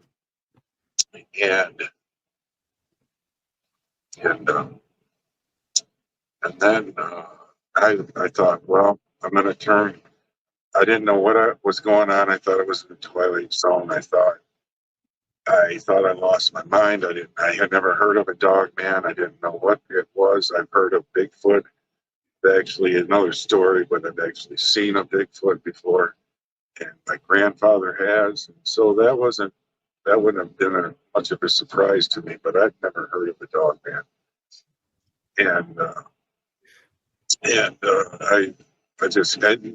It was a werewolf to me at the time. And I'm like, well, that's whatever's going on. I'm going to make sure what happened just happened.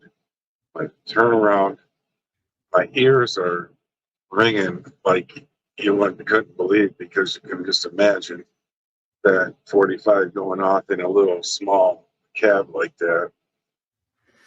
And so I had that going on, and just all this confusion, kind of, I don't know if it was not really fear, because I had a lot of different emotions happening at the same time, but I thought I need to turn around if I can. I need to turn around, make sure I'm not crazy. And if that thing's still laying there, I'm going to run it over with this truck, and I'll make sure that thing is dead. And care if it messes the truck up. That wasn't even relevant if that happened, if I messed up the truck or not. I just wanted to make sure if that happened, that thing is dead because they can't let that thing get up and maybe get somebody else or whatever. So, like about as at the top of the hill, I do remember there was a picnic turnaround where people would go off and have picnic tables there, and people go there to stop or rest or whatever. This is it's up in the national forest, so there's a lot of tourism and and this time of year especially, but all year round there's winter things too, But anyway, I turned around there.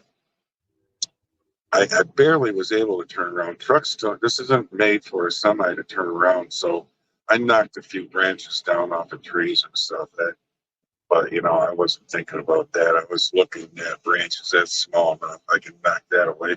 So I did turn around. It was big enough for me to get back turned around. And as I was coming back down that hill where I had just shot that werewolf, there was a Jeep, a black Jeep, right there where it was at. And I couldn't figure out what's going on. There was two people outside of the Jeep, and they were kind of milling around that area, and you could see where that all had occurred. It was weeds were down and just all disturbed right in that area, and that thing was gone. And I'm like, man, that thing got up somehow. I don't know how, because I know I killed it. I don't know how it got up. But I saw these people there, and I was starting to get concerned about them, because if this thing is wounded and dragged itself out of sight, it could come out and kill these people or something.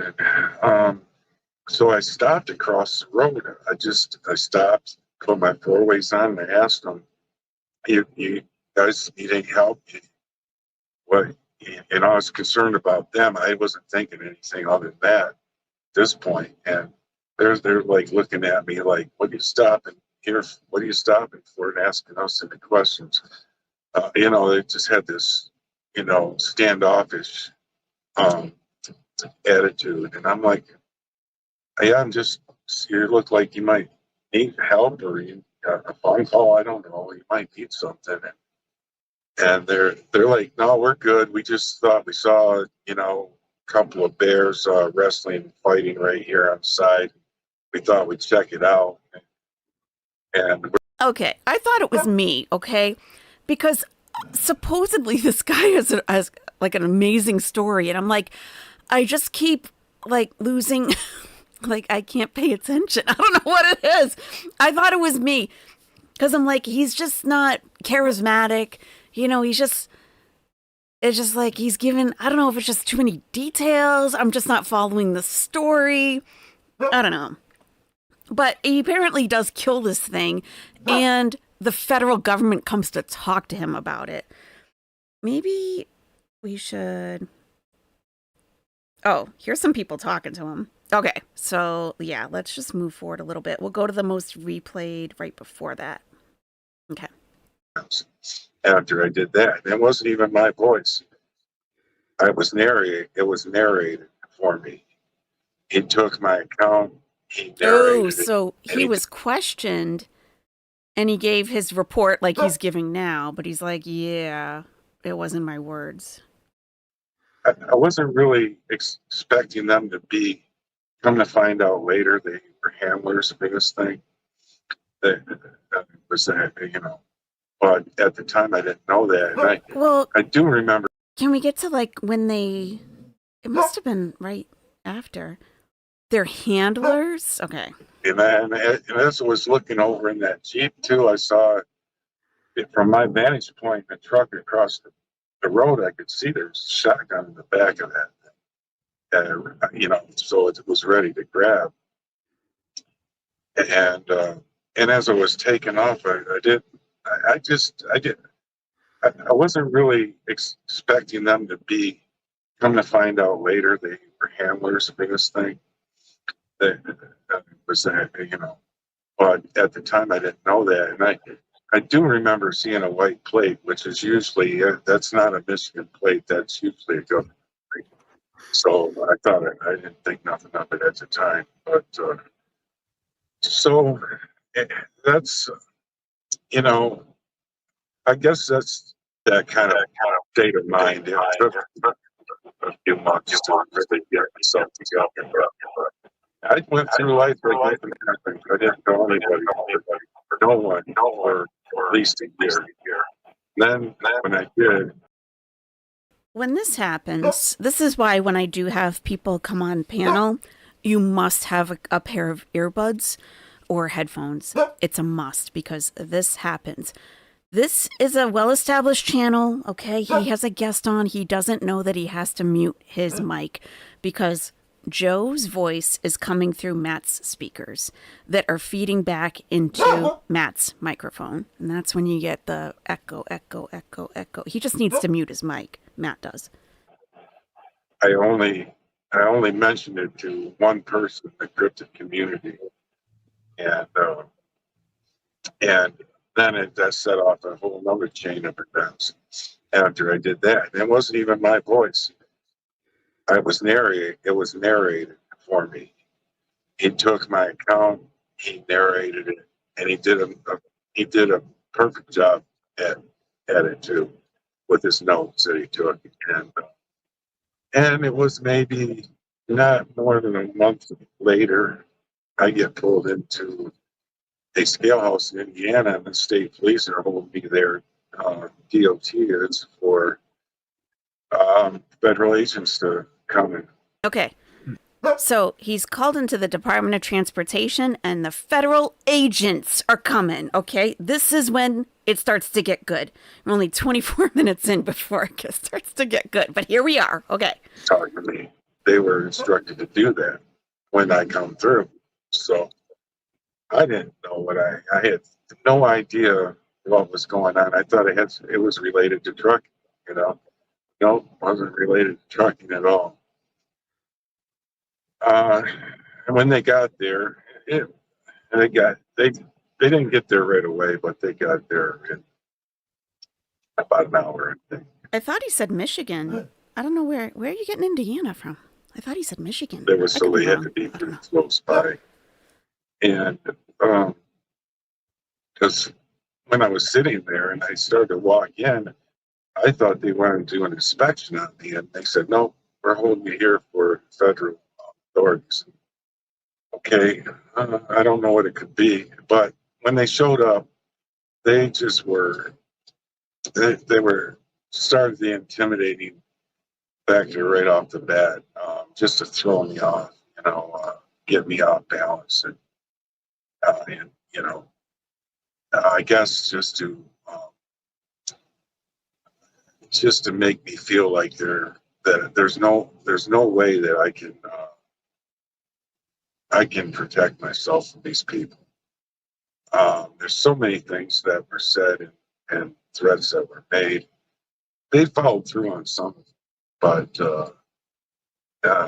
after that, because they did do a few things like they put a tracker on my car. They shut down my bank account for a minute. They shut down his bank account. Okay. Like what? They put a tracker on his car. They shut down his bank account. I got that turned back on. I found that tracker on my car only because somebody working on the car saw it and said, "Do you know what this is?" It was very small. It was like an inch. I didn't know what it was, but he said it looks like some electronic tracker, and I don't know, but I don't even know. This was several years ago. I don't even think I have it or anything, but it was very small and very thin. It was probably like an inch by an inch square and maybe a quarter-inch thick. And it was just black. And and it was magnetized. And let's see, and then I started talking about it a lot more after I didn't say that worked for a while. I didn't really say anything anymore about it for another 4 years or something at all. I went to a conference about that involves these topics, especially Dogman, and that's where I met a lot of people face to face that I already knew from, trying to figure out what these things are and what happened to me. And I thought I'd learn more going to this. And when I went there, people asked me things, I was asked if I had a counter. I said, yeah. And then I tell them, and they were like, oh man, that's crazy. I didn't really, I wasn't there to do that. I was there to learn. But as that happened, I got to know a lot of people, and a lot of people, just encouraged me to, and they were right, encouraged me to get it out, because the details and a lot of things, like one of the main reasons I came out about it was I was hearing at that time, at least, people were shooting at these things, and they weren't killing them or really affecting them that much, and I put one down instantly. Oh, yeah, because I've been hearing that people shoot at them and they, like, nothing happens. They're not affected at all by being shot at. But this guy actually killed one. So I think that's what really got their attention, maybe. Right shot, maybe copper has something to do with it too, because I do think that, in my opinion, I think these things are from, the Bible, what they call Nephilim. I think that's where they originate. So he said he thinks that they are the Nephilim from the Bible. I don't know a whole lot about that. The Nephilim. Everything I've learned about these things, and we are a government, military, or whatever they're doing with them. They are making them super soldiers or doing something to. Well, I know what they told me when they did try to intimidate me.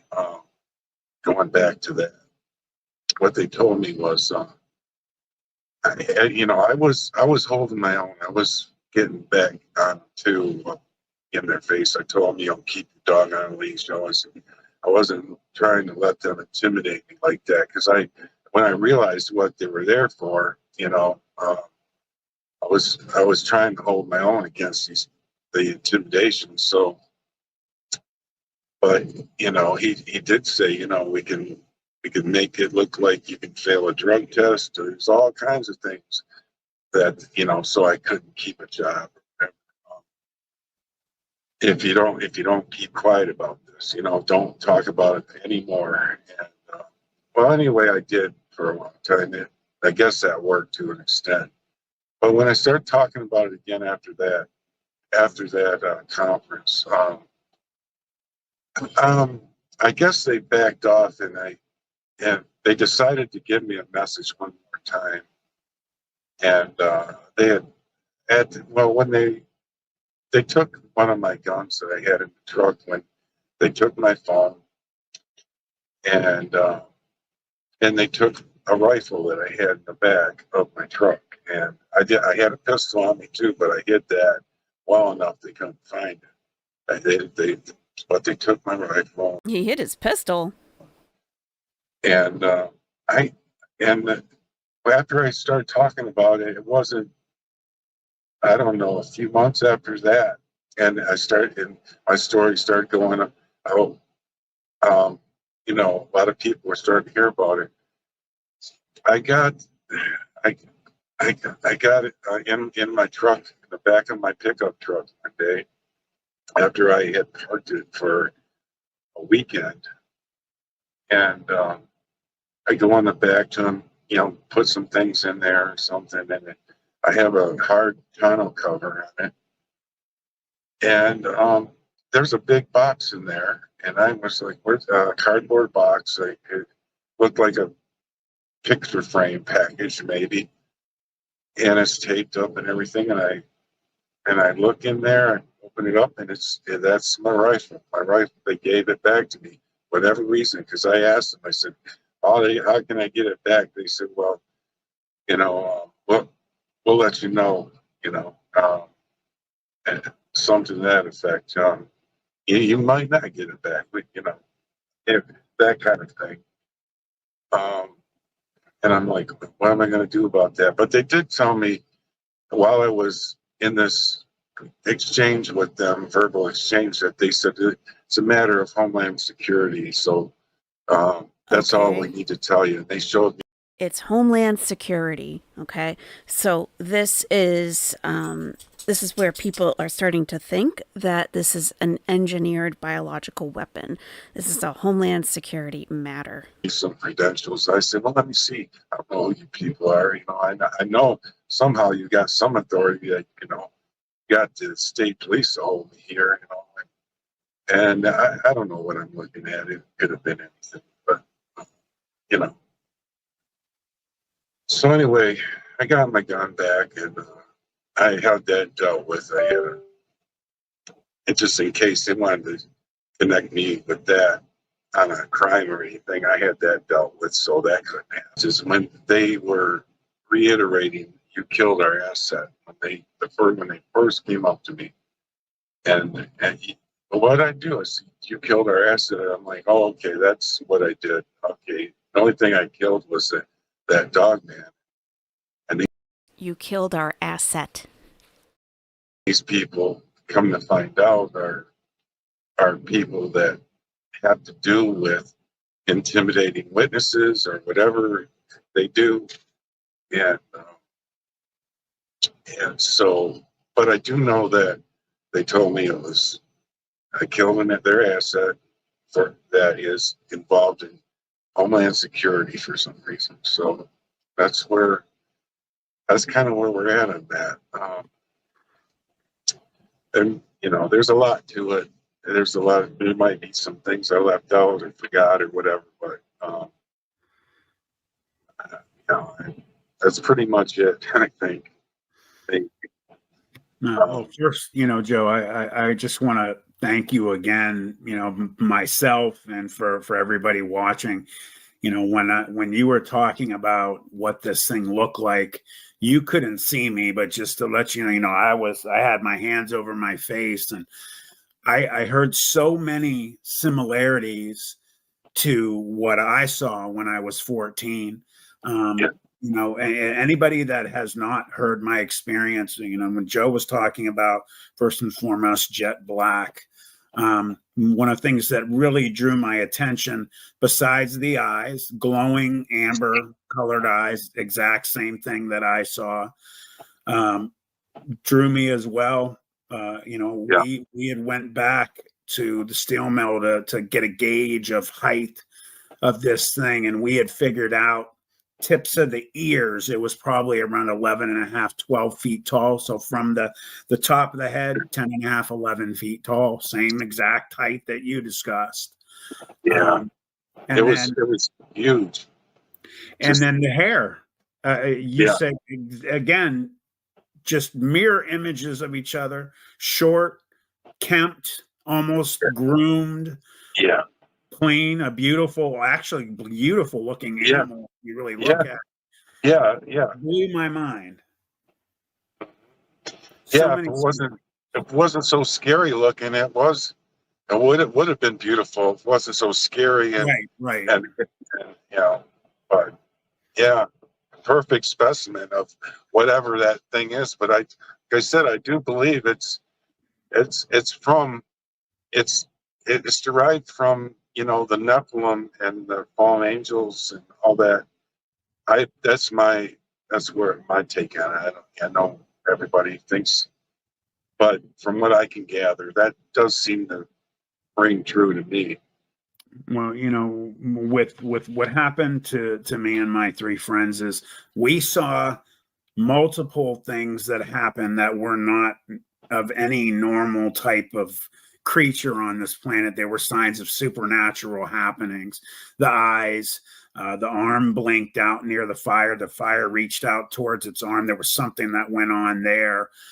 This thing was able to almost turn into a shadow when it left the building. You know, it did multiple things that led us also to believe that there's something different going on.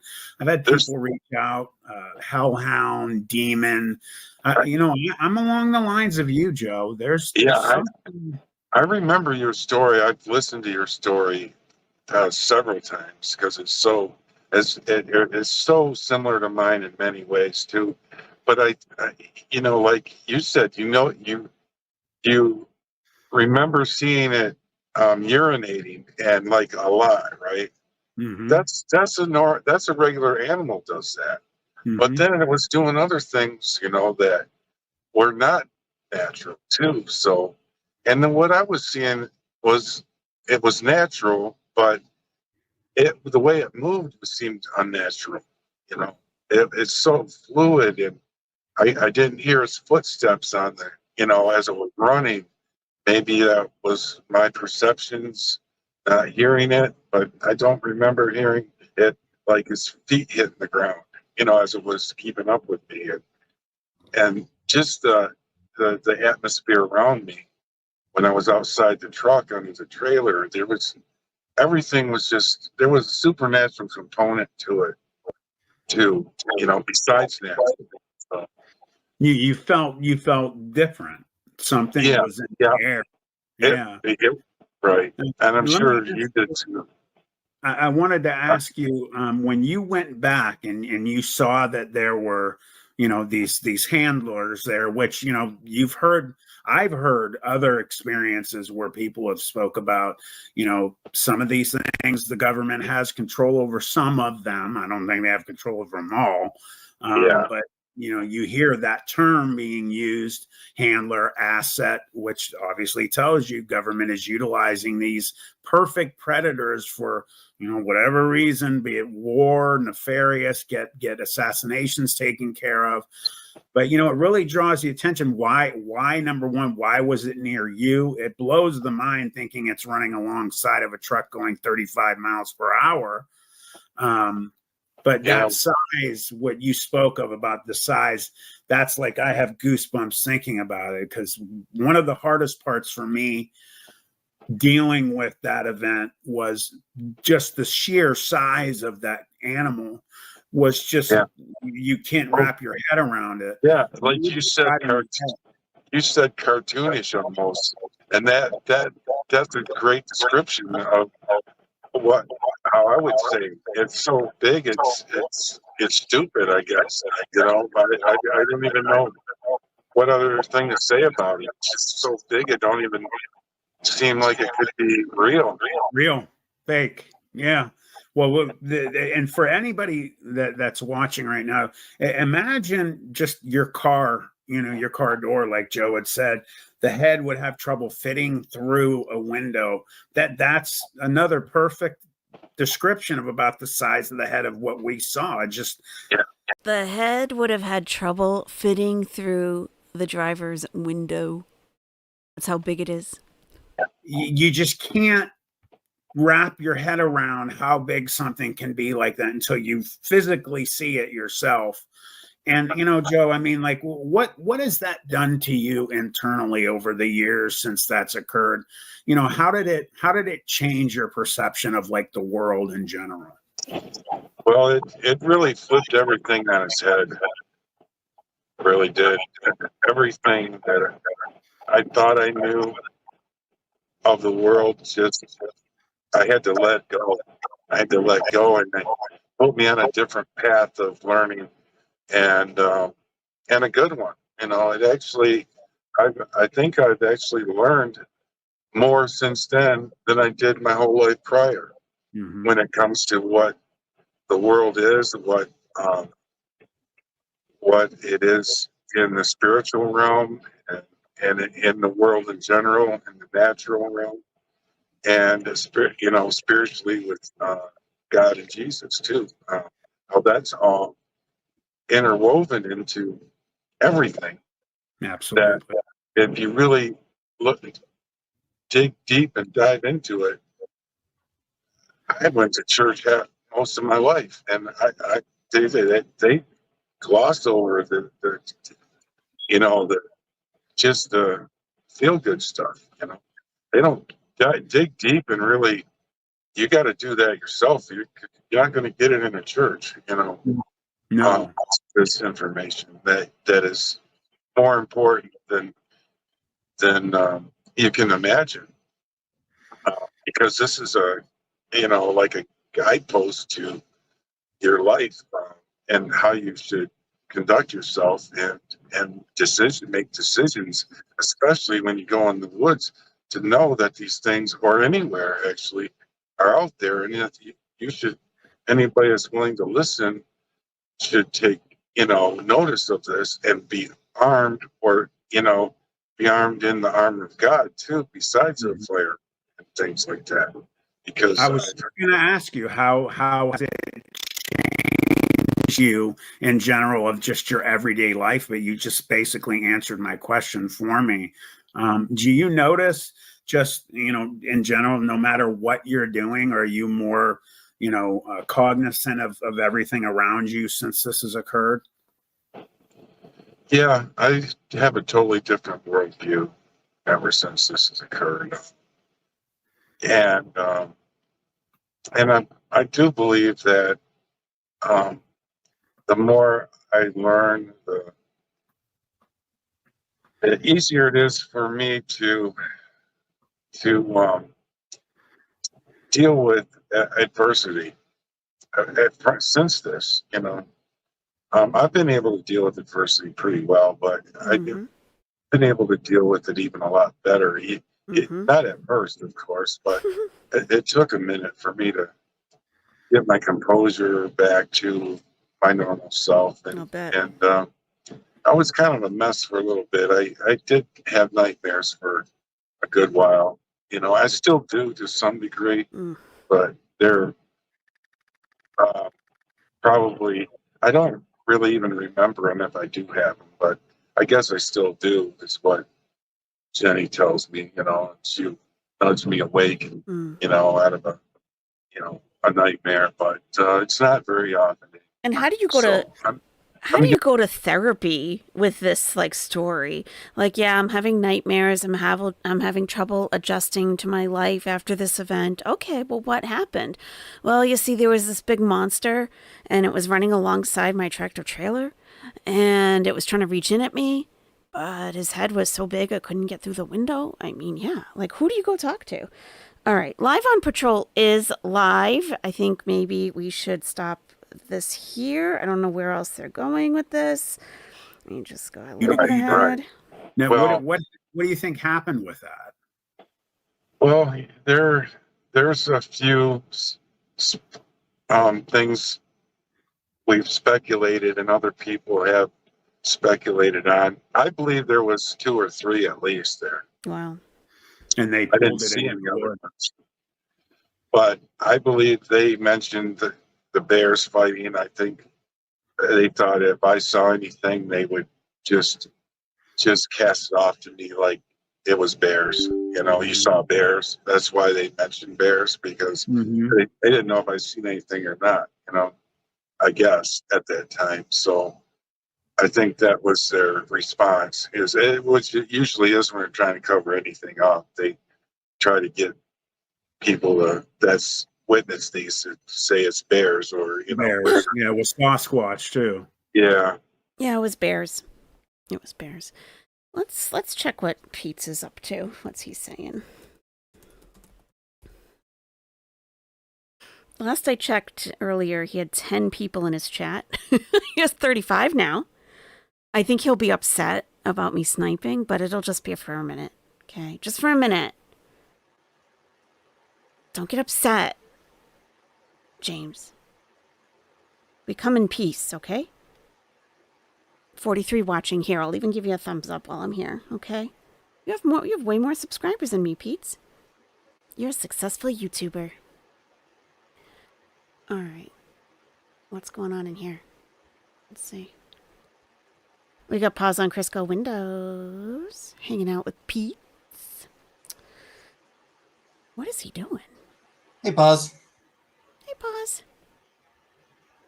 Hi, Mage. He's live right now. Not tomorrow. This coming week. I will need to. Mm-hmm. Oh, would he be mad? He's different. He gets I'll need mad to sometimes buy the tickets. about things. Are you going to go visit your friend this weekend? Paws asked. Not this weekend. Okay, there. Got an answer. This coming week. Thanks, Paws. That was great. He's going to be staying overnight. Oh.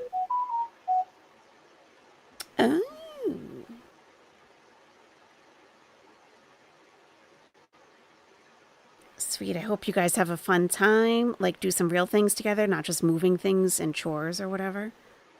Like what, then? Like what? What are they supposed to do? That's what I'm thinking, at least. Okay. I'll need to, like I said, sort of double check, but Yeah, Chantal's this coming real week busy. is what I'm expecting, is what I'm thinking. Yeah, Chantal's super busy. You definitely want to double check with Put some her real things together, not just moving things. to be sure. True. Yeah. For Hey, fun Paws. artists. Yeah, we saw you ask the ultimate question and get your answer right away. Your mom. You got a gifted membership. Lucky, Ashley. Not really playing any. Hey, Gut. Not really playing too many video games at the moment. Mm-hmm. Yeah, I'm doing my Let's Play of the Final Fantasy games, obviously. Not Hey, missing Val. much, Magwencia. Not missing much. For the record, it was overcast today, Val. Okay. That's about, I mean, that's as pretty much as exciting as it gets for Pete's over there. It truly. So we did get our question answered. All right, we're going to head over to Patrol.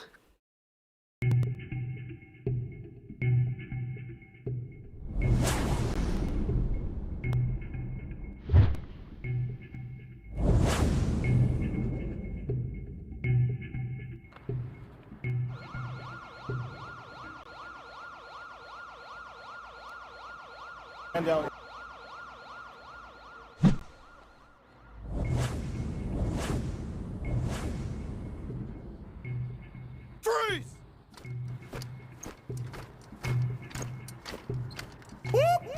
That's the sound of the police!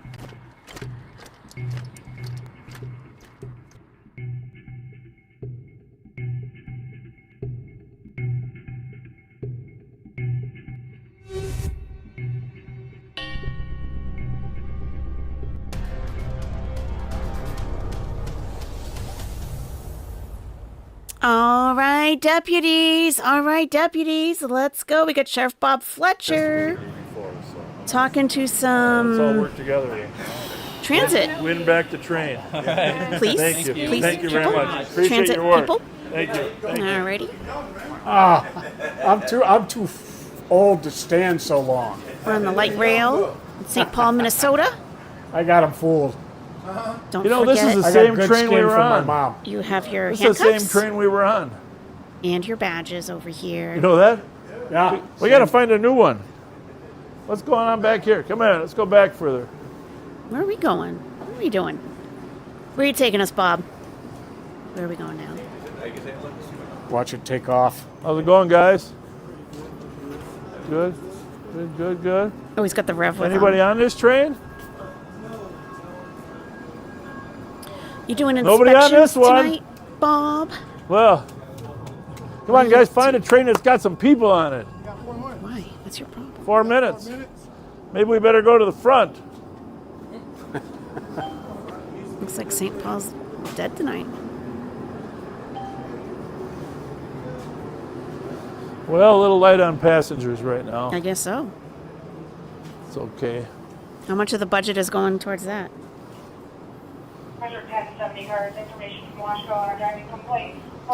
Just trying to hit the volume button. There we go. All right.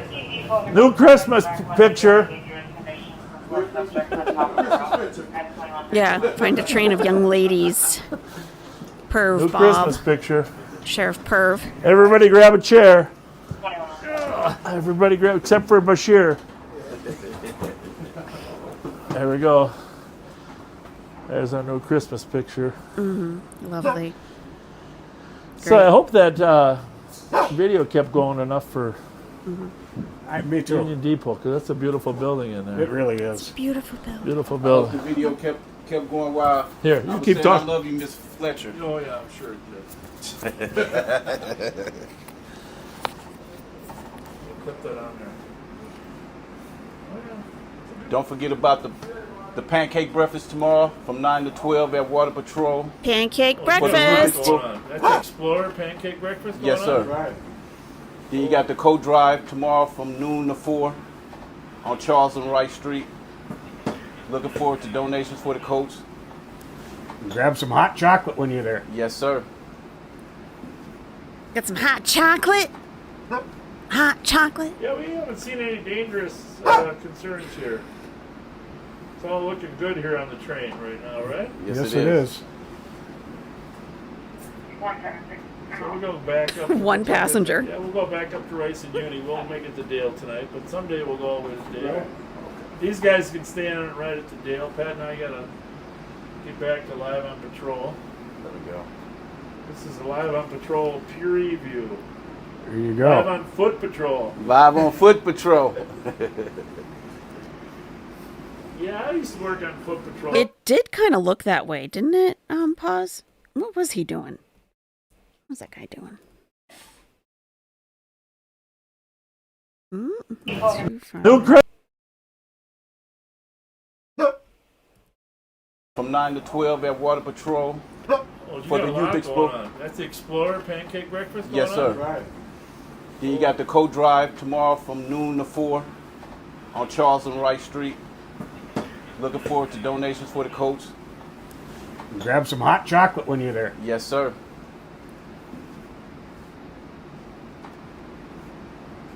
Yeah, we haven't seen any dangerous concerns here. It's all looking good here on the train right now, right? Yes, it is. What are you doing, sir? Sir? What are you doing? Keep in mind, we have handcuffs. We do have handcuffs with us. What are you doing? So we're going back. Nah, that was way too big. All right, Back up to all right, what you're time free is to it? go, Yeah, we'll sir. go You're back free to up go. Rice and Uni. We'll make it You're to free to Dale go. tonight, but someday we'll go all the way to Dale. These guys can stay on it right at the Dale. Pat and I gotta get back to Live No, on we joined a Patrol. little bit later, so I don't know what they're doing on the This is Live train. on Patrol peer review.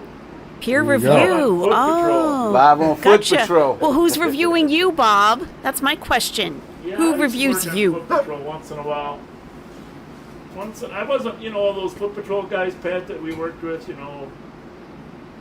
Selby and University, Yep. the old days. Yep. Carter Burger, and I mean, a lot of them, they look for narcotics. Terry Law and Terry Payne Law, Avenue. Payne Avenue.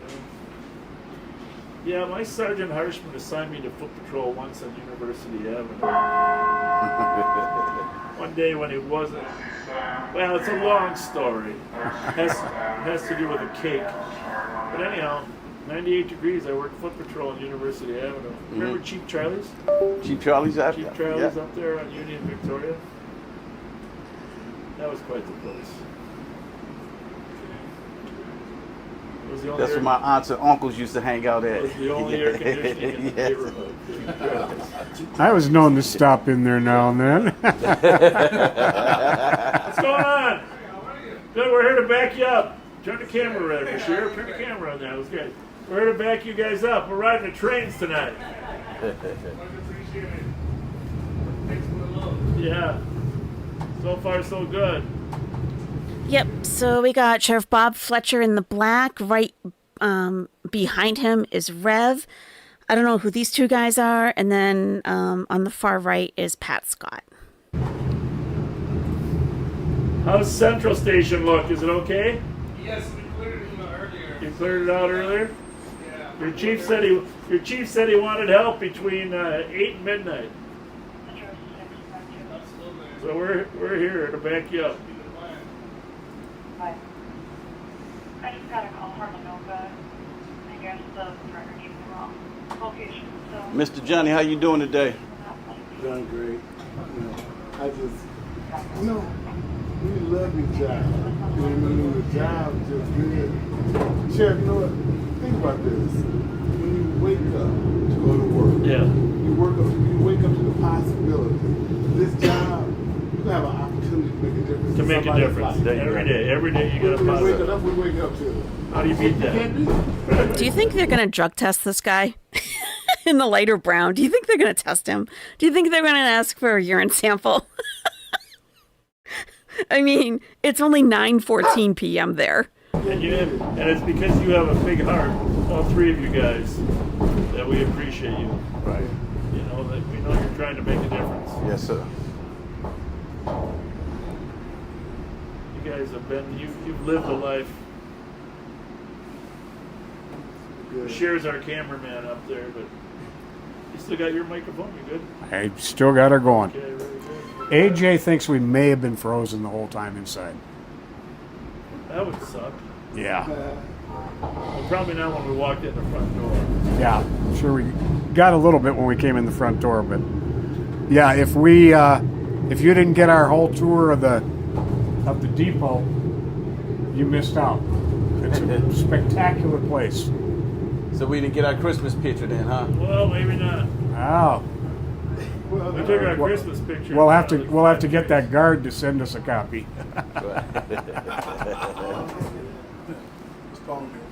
His phone, I think two of them had cameras. Young lady's phone worked.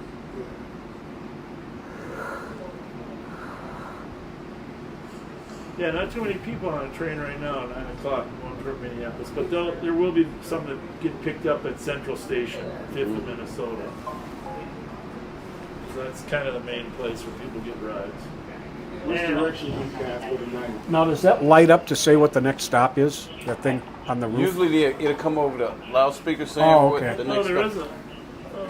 Yeah, it's on the back side. Is it off? I got a Bark Street boy Okay. that just wants to bark, but like intermittently, like annoyingly It's on intermittently. one side. Same? Is that the same as this? Yes.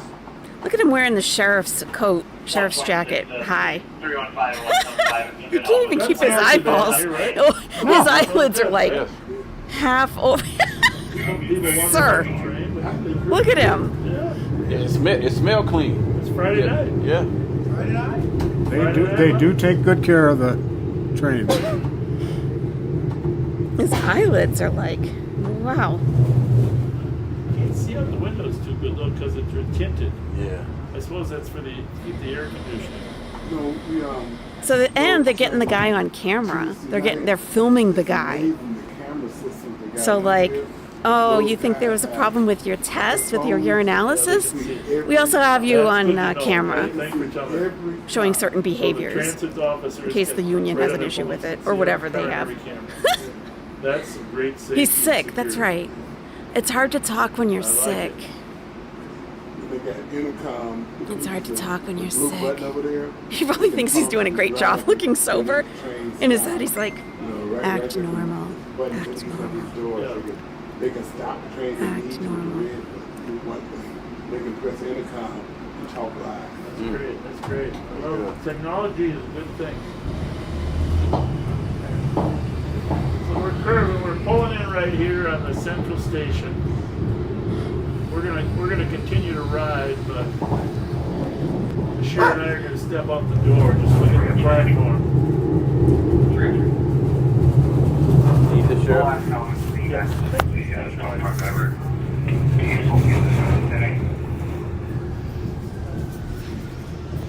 So you see Pat and I drive by 5th of Minnesota all the time. This is it. Are we at Rice now? Come on in. Come on up, Sheriff. That's the sound of the beast. What's going on? Are you guys riding the train again? Oh, yeah, what the heck? There we go. Here we are, Central Station, 5th of Minnesota. All right. How are you guys doing? Good. How are you? yelling at random people. Kyle said we didn't freeze until we got to the chess set. Hey there. Go hand a Bob subway card Fletcher, out to everybody on running the for train. sheriff, 2026.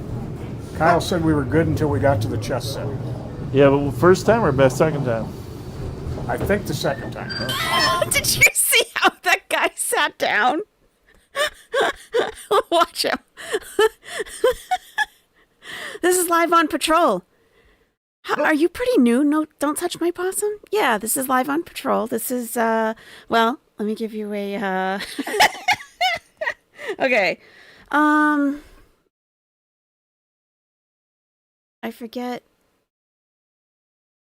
our commands. Well, let me look. Let me see. We have separate commands for Civil Owl Patrol.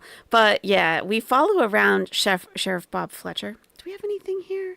No, we have different commands. I can't think of the other ones. I gotta look them up. We have Tight Pants Sean. We have Melatonin Mike, Under Sheriff Mike Martin. Sheriff Bob Fletcher is on the left. We have found out a lot about him recently, so now we got to keep an eye on him. I don't know what he's doing on the light rail. He's saying he's doing something, I don't know, whatever. But they do a live patrol on Friday nights, and they broadcast it live on YouTube and on Facebook.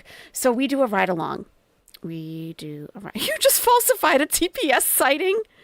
That's a citizen's arrest right there. That is a citizen's arrest, falsifying a TPS sighting. Watch how this guy... Oh, watch how this guy's fall. Watch how he falls into the seat. Take a look at this. This is the guy we think is high. Yeah, but first time or best second time? I think the second time. He's got a big grin on his face. He's like, Nietzsche. He's stressing. Go hand out a subway card to people up front. Okay. He's like, can I have one So, there, Sheriff? Courtesy of the sheriff's office. I gotta eat too, you know. But sure, you don't need a videotape. No. I'm gonna take off the captions. It's taking up so much of the screen. Let me know if you need them, though. I can put them back up. Just hang on to them. There's the Rev. Big ass sweatshirt. So now we're going up, stop up there on Cedar and 10th Street. Cedar and 10th Street. They're gonna fire this guy at the end of his shift. Off in a busy If not little before. intersection. Take a look at your. Take a look at your. Hang on to those until we pick up a few more. The map of the light rail. You'll see where we're going.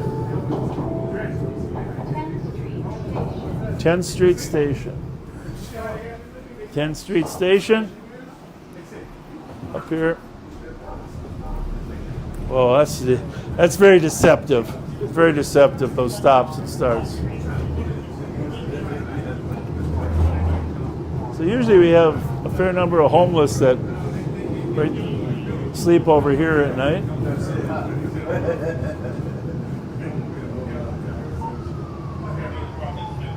Let's just step off a minute here. They don't stop long, do they? How long is that?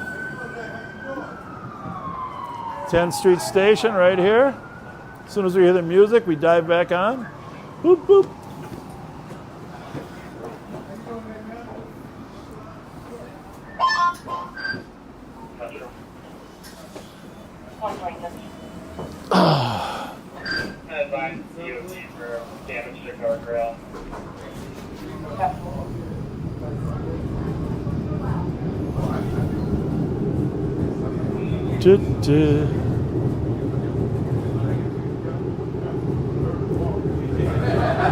We're riding the rails, Pat. We're riding the rails. The story of our lives. Story of our lives. Trailer for sailor rent. Trailer for sailor rent. Room to rent 50 cents. All right, well, so now we're going back by the Revenue Building.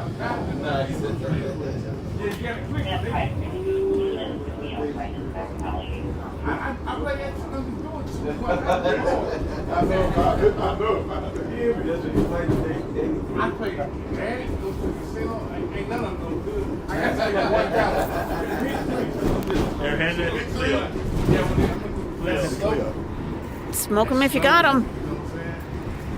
So currently the weather in St. Paul, Minnesota is 61 degrees Fahrenheit, 16 Celsius. Humidity 64%. Current time is 9:23 p.m. Central. Tell me how your bus ride here is. You feel safe? Just riding on the bus. Just all that. Safe on the bus, train today? Bob looks concerned. All right. He looks concerned. Oh, we're gonna hit it today. You're gonna hit it today. Yeah, we have a How about the Mega canine, Million? Bay. Let me see if her command works. Bob and Pat are not amused. They're not amused at all. I hope you all are enjoying the ride on the train here. Hello, how you doing today? Kind of cool. All right. How you doing? How you doing? But yes, nice day. They do not look happy. What is it going Yes. How you doing today? Good. How was your day today? Busy. They're all accosting this poor woman getting on the train. Oh, okay. They're like, oh, hey, what's up? Hey. Yep. How you all doing? up in her face. Yeah, what we're going to do is, folks, we're going to get off the train at Rice University. We're everywhere. We're going to go back to the law Making you enforcement feel safe center on the train when you come and off of get work. into Come on Sheriff's down. Durango, and we'll be back live on patrol. Speak in up the louder. street. You taking a break? Are you taking that guy back with you? Probably, huh? Uh-huh. Yeah, they don't look happy at all. I gotta let my dog I out. think I went right at the state fair. This reminds me of.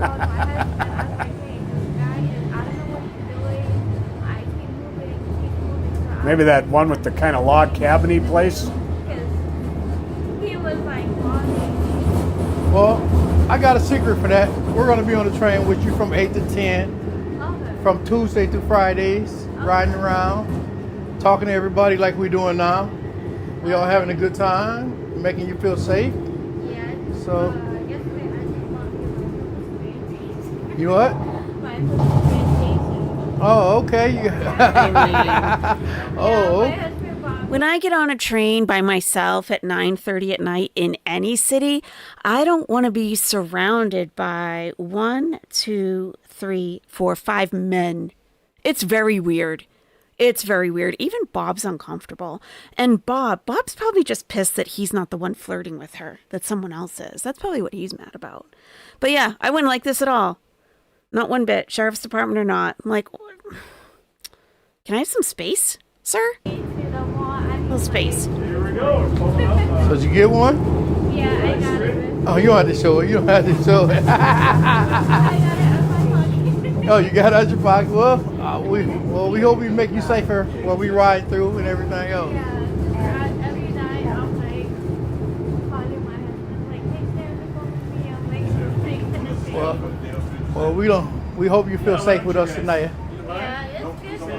We hope you feel safe with us. Well, You got some gift cards you can hand out? yeah, so we did that. Yeah, give her a gift card. at See you out least. there, guys. Hey, God bless you guys. Okay, Bob. Grab that microphone. We gotta take that guy with us. He's getting fired tonight.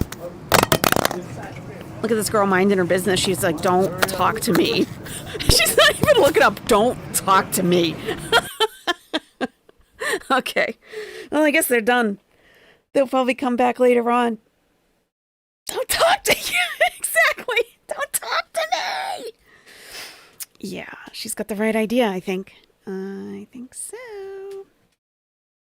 Wow. They're so glad to get off the train. Man, that's awkward. Let me just go back a little bit. See what that was all I'm about. on patrol. Whoa. Oh, they started off on the train even. All right, let's see what this was all about.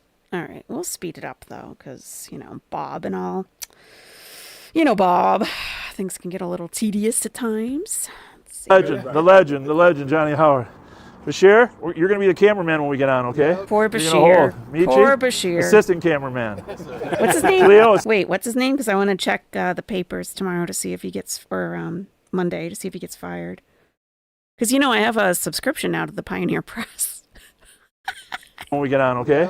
You're going to hold. Michi, assistant cameraman. His jacket says Boyd. Maybe that's a nickname. No, Bashir's the one on the left. To the left of this guy. B. Boyd, or D. B. Boyd, I think. All right. Cleo, assistant to the assistant cameraman. all right. Our goal is to make sure the train is safe. Hiding over there, you're going to see Sergeant Suki over there. He's hiding in the... Suki. He wants to know if we can do a pit maneuver on a train. We could try. Anybody could. We could try. It's Sergeant But Sticks. The Metro Transit, we're working with them, called Safe and Strong. And we're... He doesn't look high right now, though, does he? Is this another Chantal thing? Like, he just had a gummy or just smoked or something? Is that what could be going on here? And it's like it hasn't really kicked in yet, but it's kicking in when he's on the train. Maybe he's probably shitting his pants then. Like, oh my God. I can't stop it. I can't stop from getting, it's already in me. In 2 minutes. 2 minutes, eastbound to downtown St. Paul. We're going to ride her downtown. A couple stops on the way down there. It'll be kind of interesting. And we'll, guess what I got for, the goal here is to keep the train safe, right? But we also want to help people that are in need. So when we get off the train, I got a few gift cards, right? A few gift cards. Let them know we care about them. We want them all to get some treatment if they got addiction. If they're not addicted, we want them to get some housing. Absolutely. Housing is important. There's a train going the other way. The green line. Westbound University. How many people are on there? Not a lot of heavy travelers. There's the other one coming. So you are live on patrol on the Metro Transit coming up. What's he saying? Should we move up further or are we good here? I think we're good. No, one step up. We got one step. I've ridden the train a couple times, actually taken it to the Gopher games or the Viking games. Here you go, Bashir. You're right. That should be a red square there. This one's here is fine, right? All right. What's going on? Actually, all aboard. How's everybody? Hello. How's the train tonight? What's up? What's up? How are you? Where are you going? Oh, this poor lady on the left. She's not doing so great.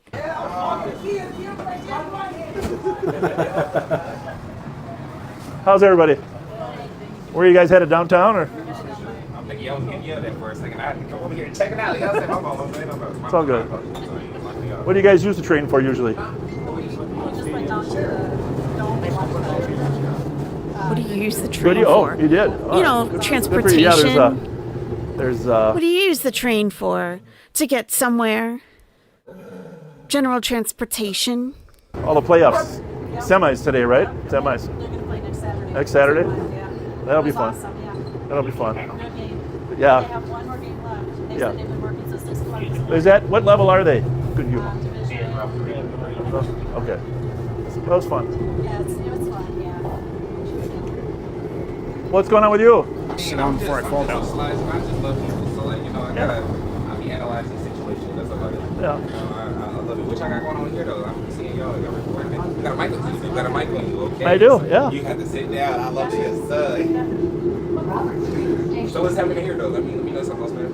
We're just riding the trains to make sure the trains are safe. So it's just, Oh, they're real safe now, Bob, aren't they? What is it called?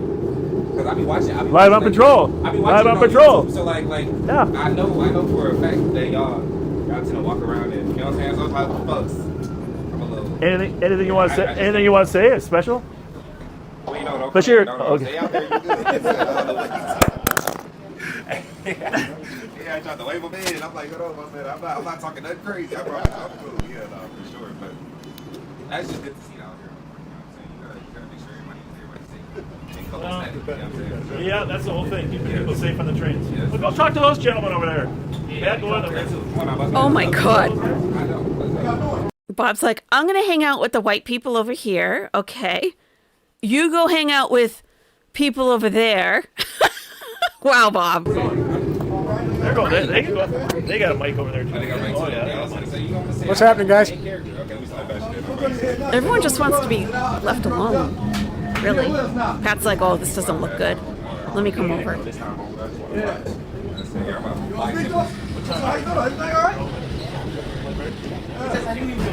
Community service officer. Community harasser. Look at this poor girl. She just wants to be left alone. Good. How about yourself? Like, I'm just trying to get home. What? Stop talking Well, to me. I am. Yeah. Yeah. I did that for 30 years. I would be That was very enough. nervous if this happened when I was on the train. Your kid's been smoking marijuana again.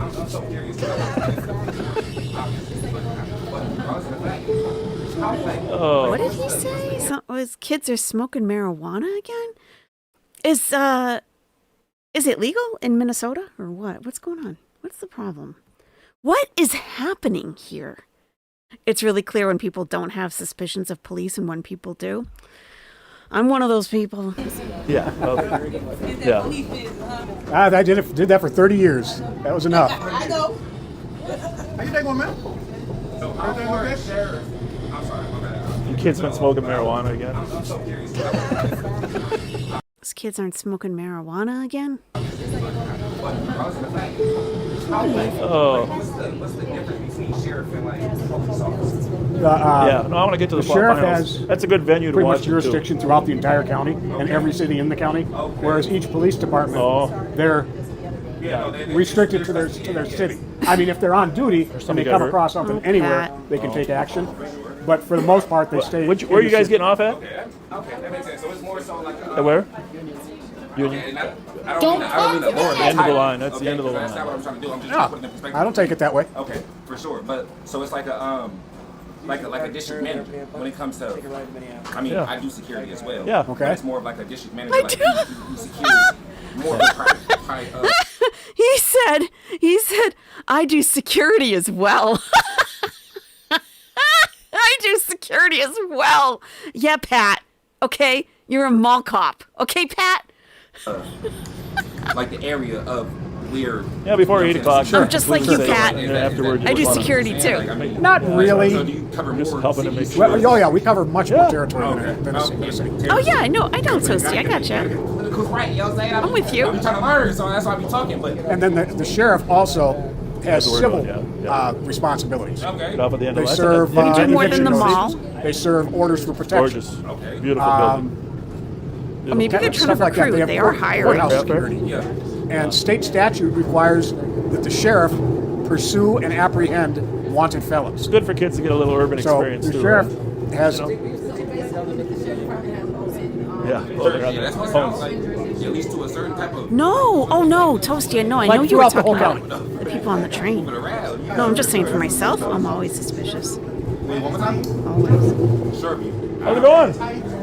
Good to see you. Okay. See, and I'm not familiar with St. Paul. Like, I've heard of that just because I work out there. Central but, like, Station. I think other this is than 5th that, of like, Minnesota. I mean, that's included in St. Paul. I don't know. It is? Okay. We're at Minnesota? Yeah, Fifth? you can tell people Are on we the at 5th train not Minnesota? making eye contact. Yeah, you guys got one more. I don't know though. But I appreciate your service. You know what I'm saying? Well, thank you. For sure. What's your name? We're gonna go down Martel? to Union I'm Pat. Depot. We're going down to Depot. Pat. How's our cameraman doing there? I work plenty of pets. I've never had a problem. Because, There you I go. love it. I love There it. we go. Pats are cool. I mean, Take care now. y'all do your job. Bye-bye now. For sure. Hey, See you guys later. Bye-bye now. Got something for you. Come here, man. what y'all got going on? Give one to your girlfriend. Here you That's go. Here you go. probably Here you not go. Here you go. even Here you their go. Thank you. You're welcome. That's not even their stop. They're like, yeah, let's I get like off here. curious people. We're getting off here. You wanna See you, know- Bob. You don't have to keep the camera on me. You keep it on these goofballs here. They got to introduce themselves anyhow. Johnny Howard. They got to get to know Johnny Howard a little better. Here's people having this good conversation. Johnny Howard. Let's get the microphone on Absolutely. Johnny Howard. Just open the door up for every single There you go. You know, if I was gonna say anything, I would talk about riding the train is important, but what I try, like when we get to talk to people, the things we have in common is what I want to talk about. Most people want a clean, safe, comfortable place to live. This is our city, this is our county, and this visibility, I believe, is going to make a difference. It's making a difference. The people is unhoused people. People got chemical issues, and so if we can offer them just a little hope, some resources, and keep telling them it's going to get better, it's going to sink in. It's going to sink in a little bit at a time, and that's what we got to do. Is just keep planting them seeds of hope. And I think that's our job. Planting seeds of hope. Keep planting those seeds. Yeah, by the way, the train looked pretty clean, doesn't it? It did. It really does. Yeah. Great train. Yeah. And we was what time was that? We got out here about 3:30, and it was real nice. 3:30. We stayed on the train until 4:30. And it was real clean then too. Yeah. Cleaned up, rode around, talked to people. Oh, well, we had to get the one standing on the seats off. We got the one person standing on the seat, so we painted. Yeah. They were just standing on the seats. So we told us not to seats. Yeah. Yeah. So I like what's going on. Out here. Just to let you know. This is? No, it's the next one. He's like, let me get the door for you, Yeah, that'd my be a bad fellow step. white folk. I'll get that for you. Yeah. It's been a bad decision stepping there. Next stop is the Home Depot. Home Depot? Union Depot. Let's go. Home Depot. we can pick up a washer and dryer. I have to go to Home Depot. So, Union Depot. We're going to go out and look at it, see how it is in downtown St. It's not my Paul. favorite store. About 5 minutes. We're fighting currently, me and Home Depot. We are. Make sure you tell them it's the last stop. They don't follow directions. We're on the other side. Okay. You love Home Depot? That's good. You might have a good one. Hi. Hello. Hi, white lady. You look very happy. Hi. Hi. Yay. How are you? Yay. Yay. Depot. Who's got my microphone? Right here. This is Yay. an absolutely gorgeous building. It really is the depot for the real trains that run behind it, from here to wherever, all the way to the East Coast. So it's a beautiful facility. Let's just walk in there real quick, right? Let's just walk in there real. I got to show you how beautiful this is. Down at the end of the street, we're at the last stop. Down the end of the street, right through those doors, is where the trains go at the end of the night, and then they're all for. Can you go toward the door there, buddy? There you go. The door down there is where they go through, and they refurbish them, clean them every night when they put them in there. And by the way, the guys love it when cops stop in there. You get in from the back side.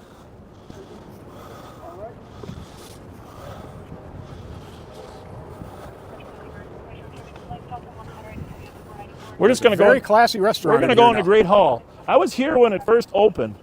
Leanne Chin's opened their first restaurant here, 1981 or so. That was pretty cool. Yeah, my mom had me in a stroller. Remember Comcast being here? Oh yeah, yeah. Let's see if we can get in one of these doors. See the beautiful place. A lot of people never get down here. Oh yeah, here we go. Go ahead. Pat, are we still transmitting? Okay. Did he just have trouble getting up on that step?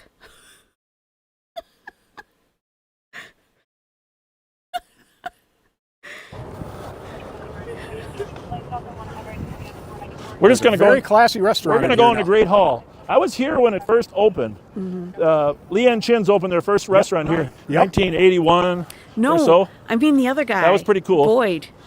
Yeah, my mom had me in a stroller. Remember Comcast being here? Oh yeah, yeah. Let's see if we can get in one of these doors. He's limping. See the beautiful. Boyd is limping. Let me go to normal speed. What's wrong with him? What's happening? Full place. See? A lot of people never get down here. He's limping. Something's wrong with him. Oh yeah, here we go. He's in pain. Maybe. Pat, are we still? Maybe he took a pain pill. Maybe he took a Percocet or something. That's a pretty good limp he has. Yeah. Transmitting okay. Now look at this. Is this gorgeous or what? That's how I limp when I'm trying not to limp. Look. I'm trying not to show that I'm Whoa, limping. whoa. I know that limp. Smells good. He has glass in his toe. What a place, huh? Look at the marble. That's very nice. This is very nice.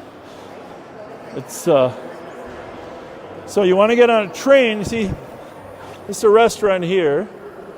The train's here. Leanne Chin's used to be right here.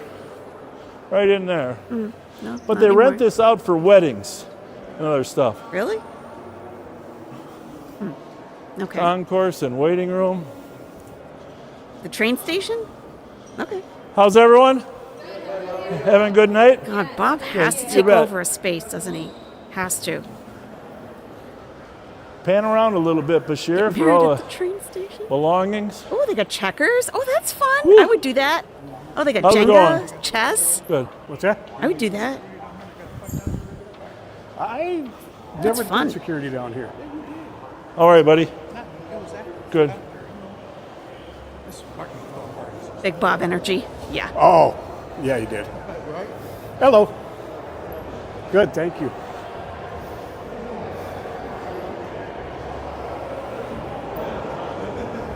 Union Depot. Well, we got a wedding reception, or what do we got? Place She's looks good. I don't know. I don't care, Bob. You kept it good. Huh?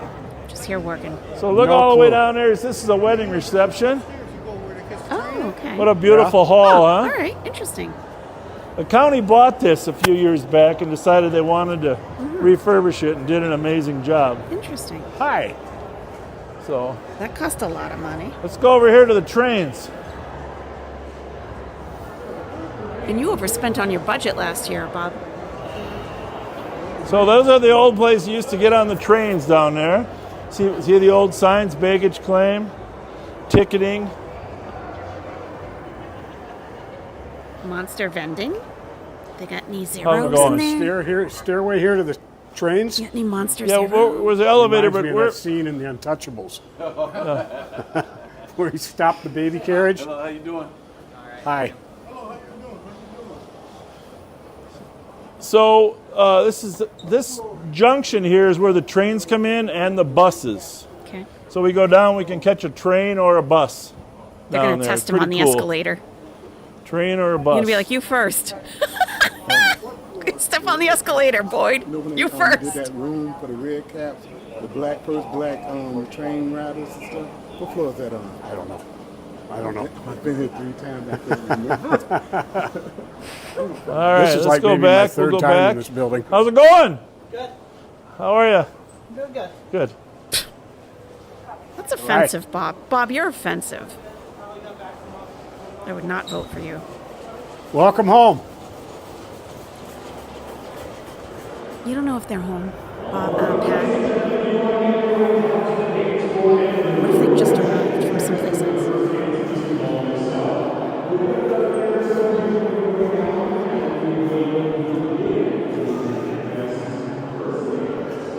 Beautiful building, huh?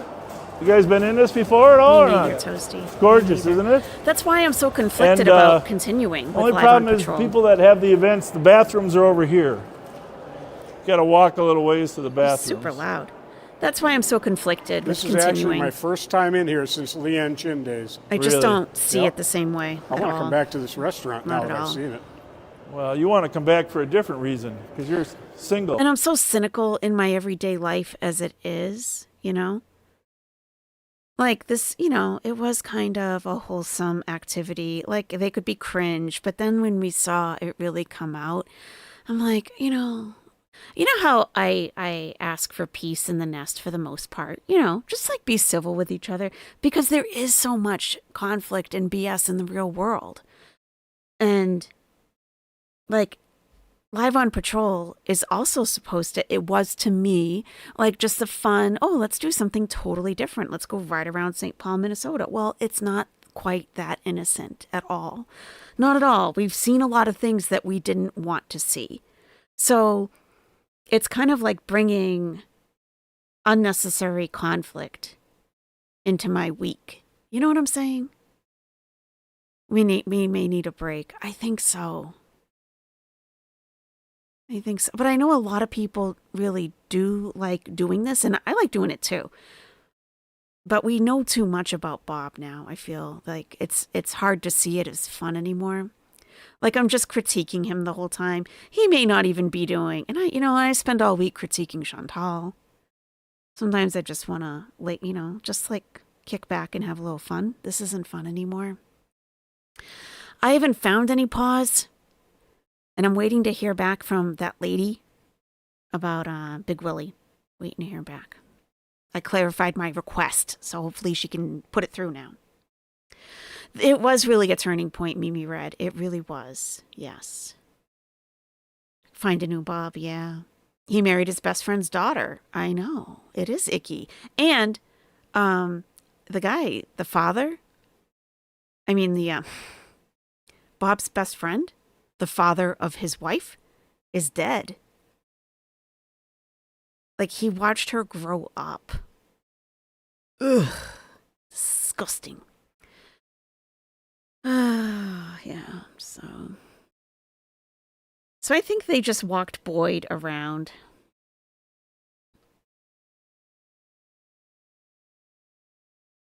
Oh, it's frozen. Okay. I think they just walked Boyd around to get him, take some time for whatever substance he took to really settle in, let him limp around a little bit and get into pain. Oh, yeah, yeah. And then observe him like an hour or two from now. Because, yeah, that's what I think might. I don't know. This is weird, though. Yeah. Is Funny Cop in Florida? Oh, okay. Do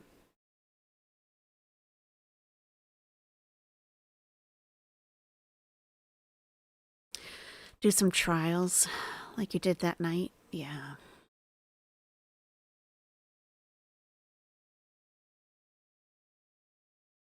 I wouldn't do paranormal because I'm Muslim and we have totally different thoughts on that than I would say the majority of society. We don't see them as people who died, the ghosts. We don't see it like that at all. So that's going to bring more conflict to my channel. And we are in my religion. We are not supposed to be seeking those entities out anyway. We cannot seek them out. We leave them alone. They leave us alone. So I would not be doing paranormal. Like body cam, I feel like that can just get so grimy and messy real fast. And like I typically try to review anything that I put on the channel before I put it on the channel because you just never know what's going to happen. And it's for a lot of different reasons. A lot of different reasons. And that, I mean, you know, I always like do prep work before my streams anyway, but finding an entertaining body cam that's like, you know, like kind of a train wreck, but not depressing, not such a train wreck that it's depressing and it brings everyone down. Like I got to be very selective, and then I got to make sure that I actually have something to say because there's things that I just don't have commentary for.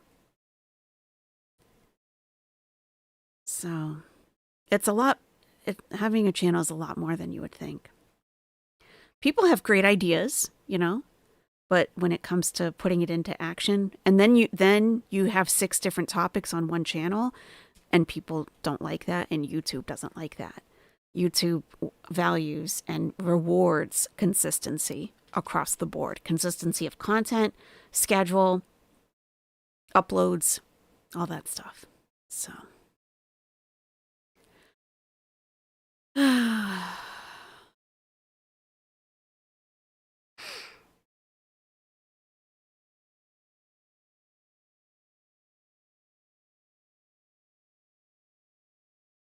It's like, and I don't want to bring all of my personal interests to the channel either. Like I have a lot of personal interests. Appalachia happens to be one of them, but it really doesn't connect to this channel like at all. Like there's no connection. Yeah, no, Bofa, that's okay. They're not paranormal because they are cryptids. Like they're things. They're physical things.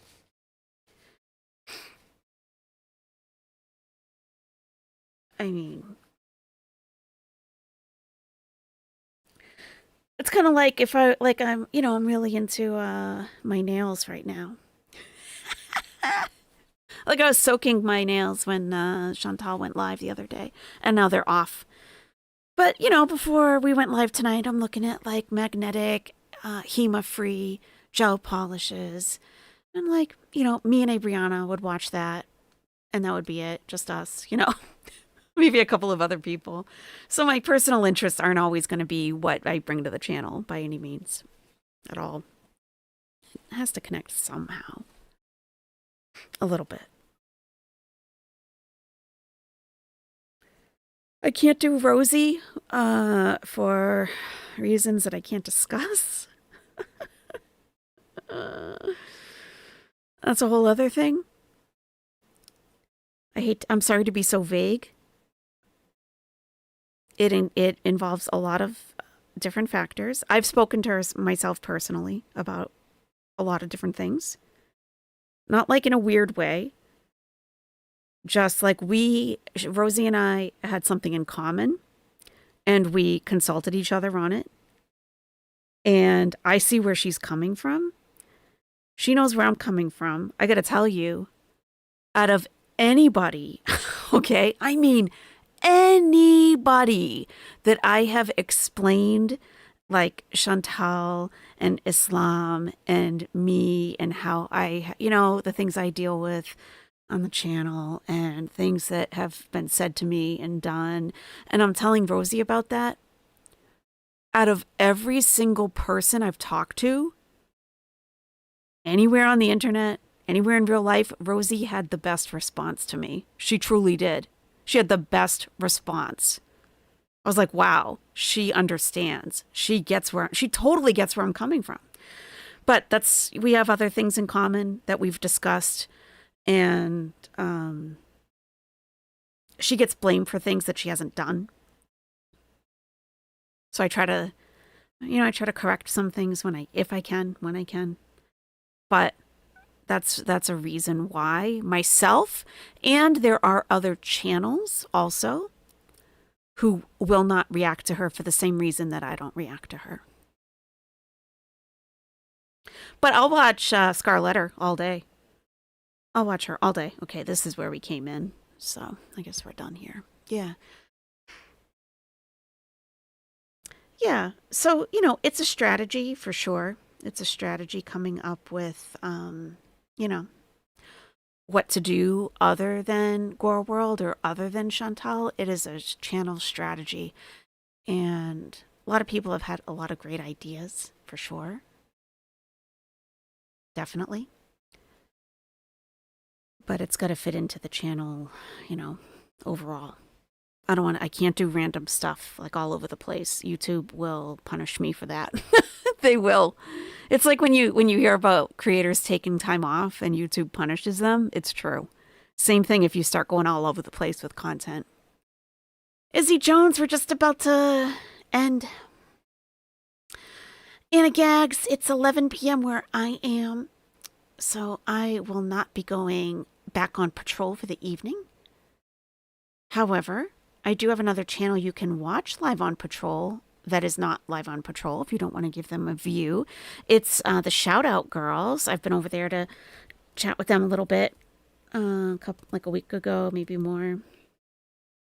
But they're totally on to Bob. They have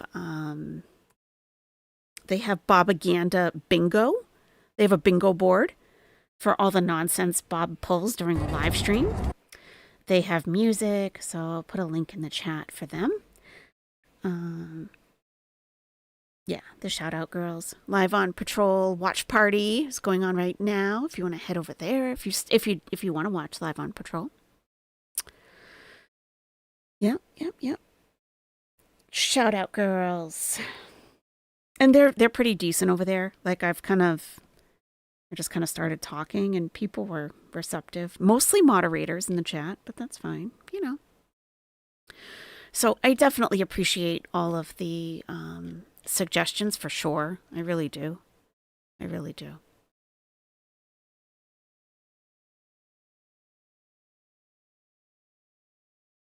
I mean, I don't know. We'll see. I would definitely like a standard day, like Friday, that is not Gore World, but something consistent. You know what I mean? Something like we were doing live on patrol consistently on Friday nights. Something else consistently to take its place. He impersonated police, had a YouTube channel, is a lol cow. He says that he's Muslim. It's a mix. It sure is. It sure is. Yep, that's true. Yep. Bobaganda, Bob Bingo. You know it. Yes. So I'm going to say good night. Thank you so much for hanging out tonight. I know we did some weird stuff tonight. I don't know what you feel about Dogman. I do believe it. I'm not sure everyone that Dogman presents himself to is capable of really representing their experience, but whatever, it's not a perfect system, I don't think.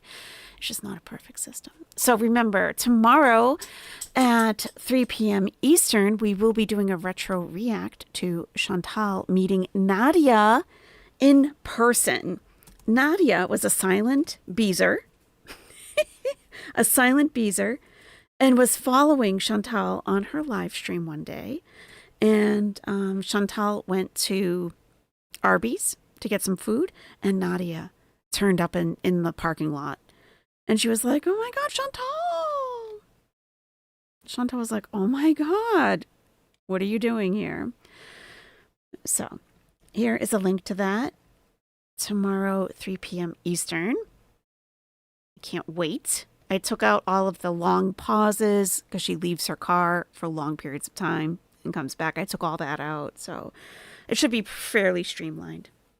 So Nadia was starstruck for sure. Yeah, thanks to Magwencia, we have that content. Thank you so much, Magwencia. I never would have found that on my own, like ever. I had nothing to go on at all. Yeah, so hopefully I'll see you tomorrow. I think it'll be fun. You found paper mache channels? Nice. That's awesome. Yeah, I like Scar and Pulpy reacting to Rosie. Yeah, it's not bad. Yeah. Okay, everyone. I'll see you tomorrow. I hope you have a wonderful rest of your day or evening, and I'll talk to you very soon. Okay, good night.